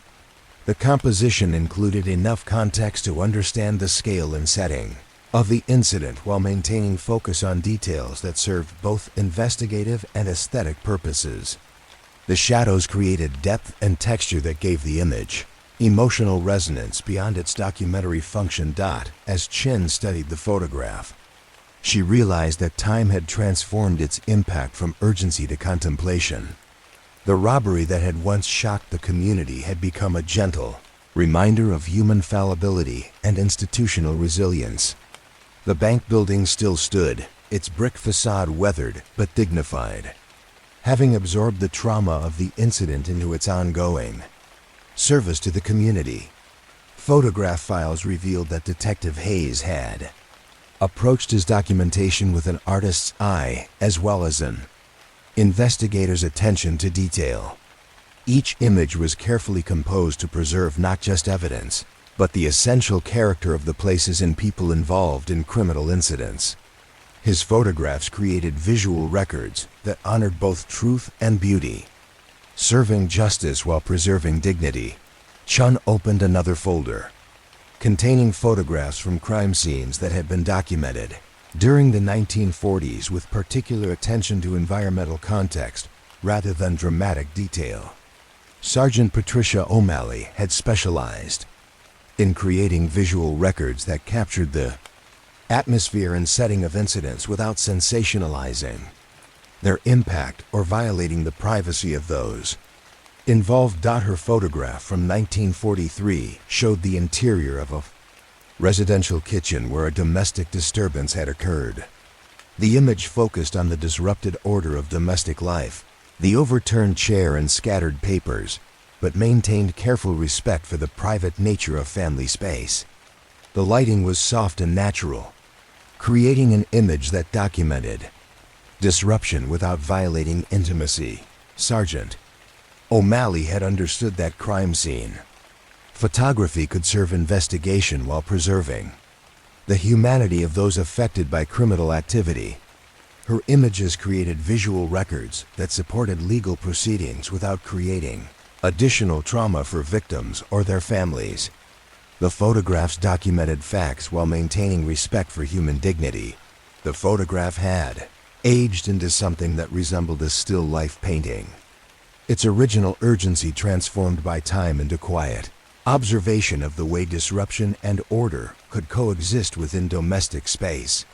The kitchen's basic functionality remained apparent despite the evidence of disturbance, suggesting resilience and the possibility of restoration. Sergeant O'Malley's files accumulated evidence of visual documentation as a form of respectful witness, each photograph adding another layer to the understanding that crime scene photography could serve both legal requirements and human dignity when approached with appropriate sensitivity and artistic skill. Shun found herself drawn to a collection of photographs that documented community responses to criminal activity, images that captured not just the incidents themselves, but the collective efforts at healing and prevention that followed. Officer Robert Kim had created visual records of neighborhood meetings, community cleanup efforts, and mutual support activities that emerged in response to criminal incidents. His photograph from 1951 showed a group of neighbors gathering in a community center to discuss responses to a series of vandalism incidents. The composition emphasized the circular arrangement of chairs and the engaged postures of participants, creating an image that documented democratic process and community resilience rather than criminal activity itself. Officer Kim had recognized that community response was as important as incident documentation, that photographs could preserve evidence of healing and prevention as well as damage and disruption. His images created visual records of community strength that complemented traditional crime scene documentation. The photograph had aged into a testament to democratic participation and neighborhood solidarity. Its original purpose as incident documentation expanded by time into evidence of community capacity for constructive response to criminal activity. The faces in the image retained their expression of serious attention and mutual concern, suggesting the ongoing relevance of collective effort in addressing community challenges. Officer Kim's community response files revealed how photography could serve community development as well as law enforcement, preserving visual evidence of positive responses that served both historical record and contemporary inspiration for similar efforts. Shun opened a folder containing photographs that had been taken during the evening and nighttime hours, images that captured the unique atmosphere of criminal investigation conducted under artificial lighting or in natural darkness. Detective Maria Santos had specialized in low-light photography that preserved the essential character of nighttime incidents while maintaining clarity necessary for legal documentation. Her photograph from 1958 showed the exterior of a warehouse where a break-in had been discovered during a routine patrol. The image was taken under streetlight illumination that created dramatic contrasts between light and shadow, documenting the scene while preserving the atmospheric quality that characterized nighttime police work. Detective Santos had developed techniques for nighttime photography that enhanced rather than diminished the natural mood of evening investigation. Her images preserved the contemplative quality of nighttime police work while providing clear documentation of physical evidence and environmental context. Photograph had aged into something that resembled film noir cinematography, its original documentary purpose enriched by time into artistic appreciation of the visual poetry that could emerge from professional photography conducted under challenging lighting conditions. The interplay of artificial light and natural shadow created patterns that served both evidential and aesthetic purposes. Detective Santos's nighttime files demonstrated how technical skill could transform routine documentation into visual artistry, preserving evidence while creating images that honored the atmospheric qualities that made nighttime police work distinctive and contemplatively rewarding. As midnight approached, Chun found herself exploring photographs that documented the human faces involved in criminal justice proceedings. Images that captured not just legal participants, but the emotional complexity of individuals experiencing accountability, resolution, and healing. Lieutenant David Martinez had specialized in portraiture that preserved human dignity while serving legal documentation requirements. Asterisk. His photograph from 1965 showed a young man leaving the courthouse after sentencing in a minor theft case. The image captured not shame or defiance, but quiet reflection, suggesting that legal proceedings had served their intended purpose of promoting genuine accountability and personal growth rather than mere punishment. Lieutenant Martinez had understood that justice photography could preserve human dignity while documenting legal outcomes, that images could serve both historical record and respect for individual privacy and emotional complexity. His portraits created visual evidence of justice as a form of human development rather than social control. The photograph had aged into a meditation on justice and redemption. Its original purpose as legal documentation expanded by time into evidence of the possibility for positive change through appropriate accountability.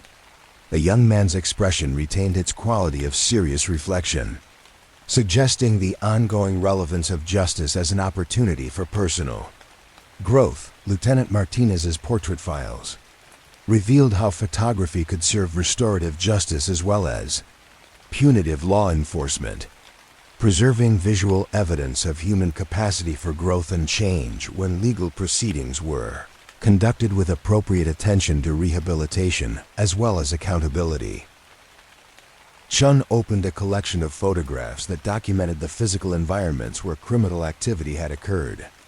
Images that captured not just immediate crime scenes but the broader geographic and social contexts that influenced community safety and criminal behavior. Captain Susan Wong had created visual surveys of neighborhoods and districts that served both investigation and community development purposes. Her photograph from 1972 showed a street corner where drug activity had been reported, but the image emphasized the broader urban context rather than focusing narrowly on criminal evidence. The composition included children walking to school, elderly residents sitting on porches, small businesses serving neighborhood needs, creating a visual record that documented community strength as well as community challenges. Captain Wong had recognized that criminal activity occurred within complex social environments that required documentation as complete systems rather than isolated incidents. Her photographs created visual records that served both law enforcement and community development by preserving evidence of neighborhood assets as well as neighborhood problems. The photograph had aged into a testament to urban resilience and community complexity. Its original purpose as incident documentation broadened by time into evidence of the way criminal activity and community strength could coexist within the same geographical spaces. The street retained its character as a space where families lived and worked despite periodic challenges from criminal activity. Captain Wong's environmental files demonstrated how photography could serve community understanding as well as criminal investigation, preserving visual evidence of the complex relationships between individual behavior and social context that influenced both crime and community health. Chun found herself drawn to a series of photographs that documented the interiors of institutional spaces where criminal justice work was conducted. Images that captured not just functional spaces but the atmospheric qualities that influenced both professional effectiveness and community experience. Officer Thomas Rodriguez had specialized in architectural photography that preserved the character of buildings and rooms where justice work occurred. His photograph from 1979 showed the interior of a courtroom during a quiet moment between proceedings. The image emphasized the dignified proportions of the space and the quality of natural light entering through tall windows, creating a visual record that documented institutional character as well as functional capacity. Officer Rodriguez had understood that the physical environments where justice work occurred influenced both professional effectiveness and community trust. That photographs could preserve evidence of institutional character that served both historical record and contemporary evaluation of space design and utilization. The photograph had aged into an appreciation of civic architecture and institutional dignity. Its original purpose as facility documentation expanded by time into evidence of the way physical environments could support the highest ideals of justice and community service. The courtroom retained its quality of dignified formality that encouraged serious attention to legal proceedings. Officer Rodriguez's architectural files revealed how photography could serve institutional evaluation as well as documentary record-keeping, preserving visual evidence of the relationship between physical environment and professional effectiveness that served both administrative assessment and community understanding. As dawn approached, Chun found herself exploring the most recent photographs in the collection. Digital images that had been printed and filed according to the same archival standards that governed older materials. Detective Laura Kim had continued the tradition of thoughtful documentation, photography while adapting to new technologies that offered enhanced technical capabilities. Her photograph from 2008 showed a community garden that had been established on a vacant lot where drug activity had previously occurred. The image documented not criminal activity, but community transformation, preserving visual evidence of neighborhood capacity for positive change through collective effort and municipal support. Detective Kim had recognized that contemporary photography could serve community development as effectively as traditional crime documentation. That digital technology enhanced rather than replaced the essential purpose of preserving visual evidence of both problems and solutions that affected community health and safety. The photograph retained its sharp digital clarity while serving the same archival function as older images, documenting community resilience and positive adaptation that complemented traditional law enforcement activities. The garden preserved evidence of possibility and hope within urban environments that faced ongoing challenges from criminal activity. Detective Kim's contemporary files demonstrated how photographic technology could serve community development as well as criminal investigation, preserving visual evidence of the complex relationships between individual initiative and collective support that influenced both crime prevention and neighborhood improvement. Chun realized that hours had passed while she explored these visual archives, each photograph offering its own meditation on the relationship between documentation and artistic appreciation, between legal evidence and historical perspective, between immediate urgency and long-term contemplation. The images had been transformed by time from stark documentation into gentle observations of human experience and community resilience. The photograph collections had revealed how visual documentation could serve multiple purposes simultaneously, preserving evidence while creating art, supporting investigation while maintaining dignity, documenting problems while honoring solutions. Each image was both historical artifact and aesthetic object, serving both legal requirements and human understanding. Chun closed the final photograph folder and sat back in her chair, feeling the archive's accumulated silence settle around her like a dark room, where images developed slowly in the gentle chemistry of time and patient attention.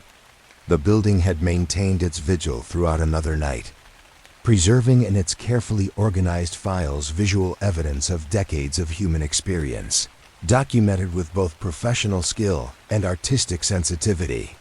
Tomorrow night, she would return to continue exploring this repository of visual wisdom. The photographs would be waiting, patient, and eternal, ready to share their evidence of how professional documentation could serve both immediate legal requirements and long-term historical understanding, both community safety and aesthetic appreciation, both individual cases and collective memory. The city was beginning another day outside the archive windows, generating new events that would require careful documentation by officers who understood photography as both technical skill and artistic opportunity. But in the archives, time moved according to different rhythms, creating space for appreciation of visual artistry that emerged from professional dedication, for recognition that every well-composed photograph was both legal document and cultural artifact. The faded photographs would continue their quiet work of preserving evidence that transcended their original documentary purpose, demonstrating that professional photography could serve both immediate investigative needs and long-term historical appreciation when approached with appropriate technical skill and artistic sensitivity. The city had become a living archive, each street corner holding memories that were never spoken aloud but which shaped the rhythm of daily life like underground rivers. Detective Chen had begun to understand that her exploration of the archives was leading her toward a larger recognition that the city itself functioned as a vast repository of memory, where the events documented in official files had left subtle imprints on the urban landscape that continued to influence community life long after the original incidents had been forgotten. Tonight, she found herself drawn to files that mapped these invisible connections, documentation that revealed how places absorbed the impact of human drama and transformed it into environmental wisdom. First file she opened contained a survey conducted by Officer Margaret Walsh in 1955, a systematic study of how neighborhoods had adapted in response to criminal incidents that had occurred decades earlier. Her research revealed that communities possessed their own forms of institutional memory that operated through changes in architecture, traffic patterns, social customs, and commercial activity rather than through conscious historical awareness. Officer Walsh had documented how the Riverside district had evolved in response to a series of incidents that had occurred during the 1920s, events that were no longer remembered by current residents, but which had influenced community development in ways that continued to serve public safety and social cohesion. Streets had been widened not according to traffic engineering principles, but in response to incidents that had required emergency vehicle access. Parks had been redesigned to improve sightlines that served both aesthetic and security purposes. The neighborhood had developed informal customs that enhanced community safety without creating an atmosphere of suspicion or fear. Residents had learned to maintain front porches and gardens that provided natural surveillance while creating opportunities for casual social interaction. Business owners had established hours and services that ensured neighborhood activity during times when isolated areas might otherwise become vulnerable to criminal activity. Officer Walsh's survey revealed that these adaptations had occurred gradually and unconsciously, as if the community had absorbed the lessons of past incidents and translated them into environmental improvements that served both safety and quality of life. The neighborhood had become wiser without becoming fearful, more secure without becoming suspicious, better organized without becoming rigid. Riverside files demonstrated how communities could process traumatic experiences constructively when they were supported in developing adaptive responses rather than merely reactive measures. The neighborhood had evolved its own approach to crime prevention that operated through environmental design and social customs rather than enforcement and surveillance. Chun opened files that documented how individual buildings had been influenced by their involvement in criminal investigations, structures that had developed their own characteristics in response to the human dramas they had witnessed. Detective Robert Kim had studied this phenomenon with attention to how architecture could serve healing as well as function, how buildings could become agents of positive change within their communities. His reports from the 1960s described how the old Metropolitan Theater had evolved after serving as the scene of several incidents during the 1940s, rather than becoming associated with negative memories. The building had developed an atmosphere that seemed to encourage positive community gathering and cultural expression. Local theater groups reported feeling unusually creative and collaborative when performing in the space. Audiences described experiencing enhanced appreciation for live performance and stronger connection to their fellow community members. Detective Kim had documented how the theater's management had made subtle changes in lighting, acoustics, and interior arrangement that seemed to facilitate positive emotional experiences while maintaining the building's historic character. The modifications had been implemented gradually and intuitively, as if the building itself had guided its caretakers toward improvements that served both aesthetic and therapeutic purposes. The theater had become a center for community healing through cultural expression, providing space where residents could process collective experiences through artistic creation and shared appreciation. The building had transformed its involvement in past criminal incidents into ongoing service to community, emotional and spiritual health. Detective Kim's building files revealed how structures could serve community healing when their caretakers understood architecture as capable of supporting human development, as well as providing functional shelter. The theater had become a partner in community well-being rather than merely a venue for entertainment. Chun found herself drawn to files that documented how streets and public spaces had evolved in response to the incidents they had witnessed. Infrastructure that had developed its own approaches to serving both safety and community connection. Sergeant Patricia Martinez had mapped these changes with attention to how urban design could facilitate both crime prevention and social enhancement. Her studies from the 1970s revealed how Main Street had adapted after serving as the location for several incidents during previous decades. The street had developed characteristics that seemed to encourage positive pedestrian activity while discouraging criminal behavior through environmental design rather than security measures. Lighting had been enhanced in ways that improved both safety and aesthetic appeal. Sidewalks had been widened to accommodate both practical foot traffic and social interaction. Local businesses had evolved services and hours that ensured consistent legitimate activity throughout the day and evening, creating natural surveillance while providing genuine community benefit. Street furniture had been arranged to facilitate rest and conversation while maintaining clear sight lines that served both social and security purposes.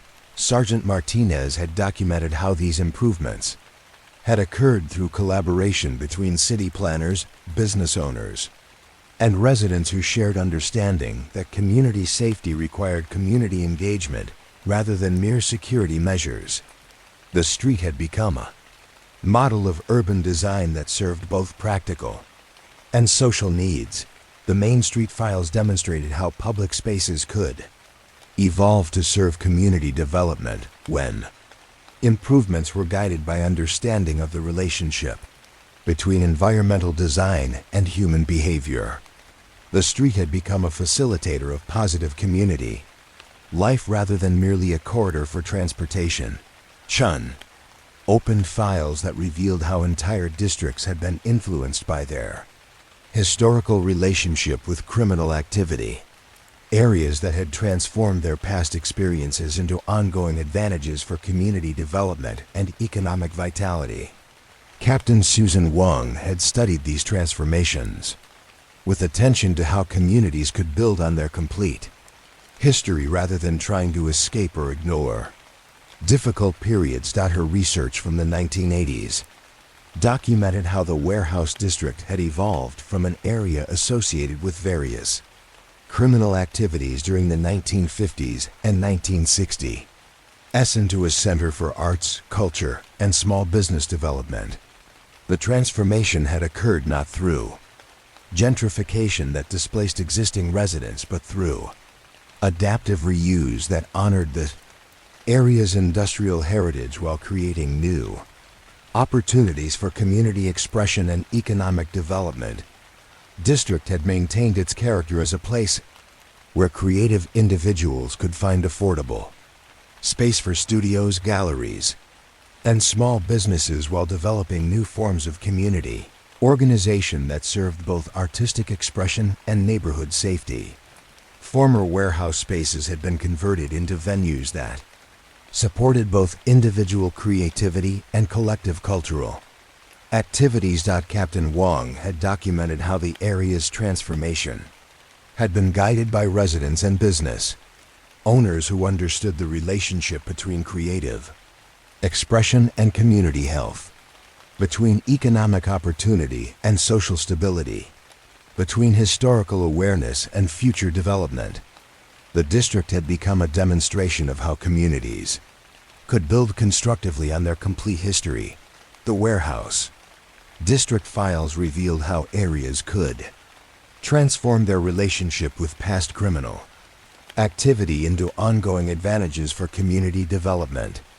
When residents were supported in developing approaches that honored history while creating positive change. As midnight approached, Chun found herself exploring files that documented how the city's transportation infrastructure had evolved in response to incidents that had occurred along various routes, revealing how bridges, tunnels, and transit corridors had developed their own approaches to serving both practical movement and community connection.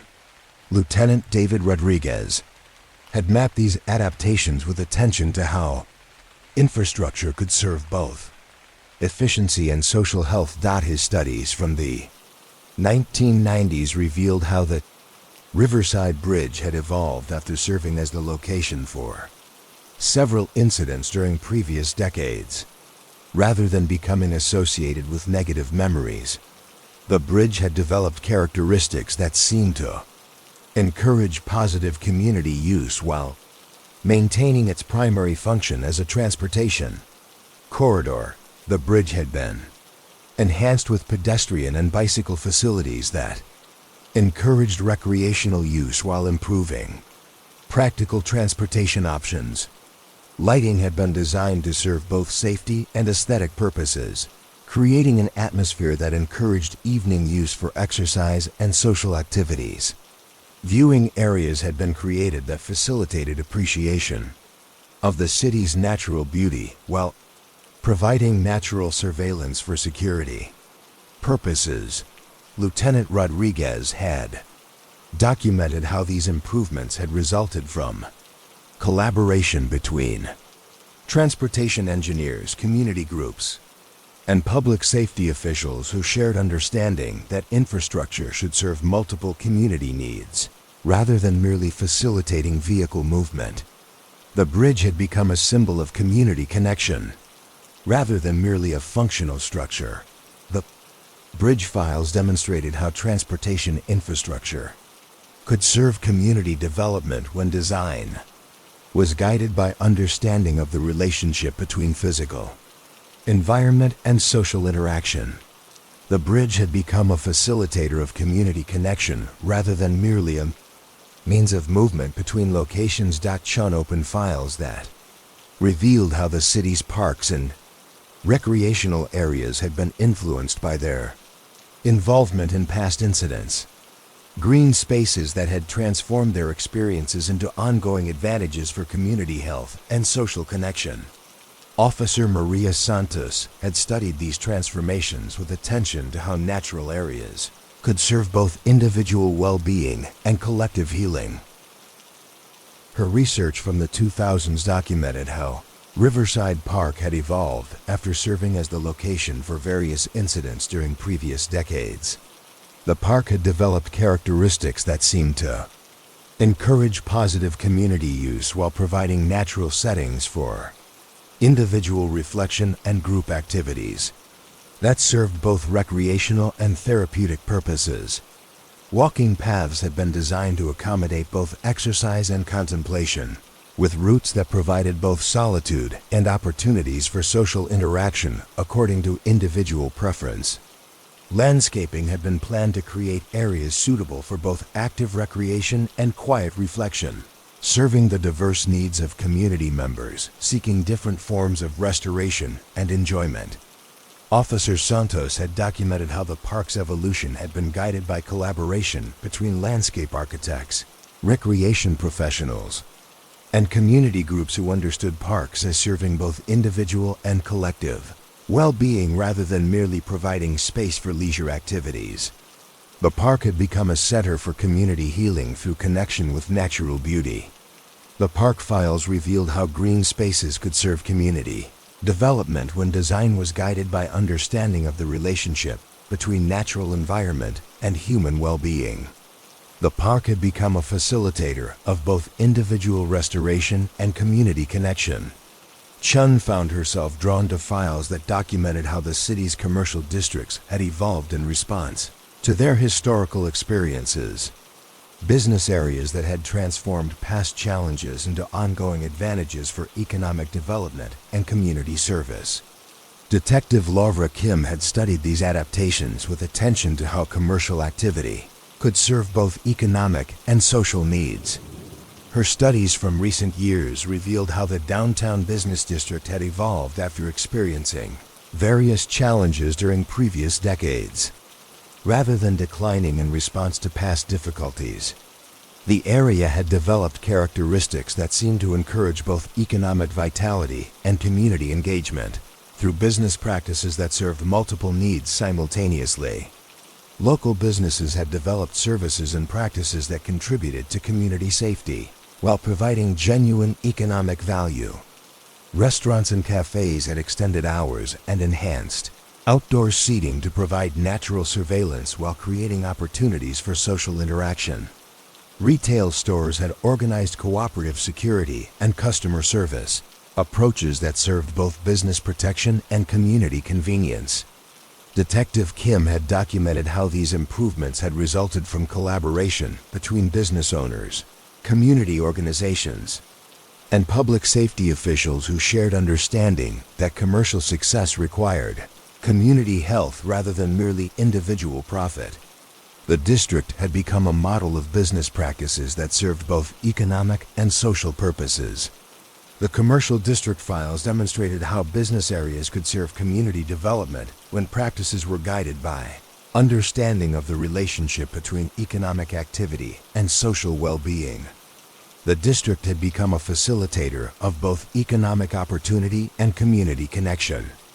As dawn approached, Chun realized that her exploration of the city as archive had revealed something profound about the relationship between memory and place, between past experiences and present possibilities, between individual incidents and collective wisdom. The city had absorbed the lessons of its complete history and transformed them into environmental advantages that served ongoing community development. The urban landscape had become a living repository of adaptive wisdom, where past experiences had been processed constructively to create present advantages rather than ongoing disadvantages. Every neighborhood, the building, street, and park had learned from its involvement in human drama and evolved approaches that served both individual and collective well-being. Chun closed the final file and sat back in her chair, feeling the archive's accumulated silence settle around her like recognition of the profound intelligence embedded in urban environments that had learned to serve human flourishing through architectural and environmental wisdom accumulated over generations of experience.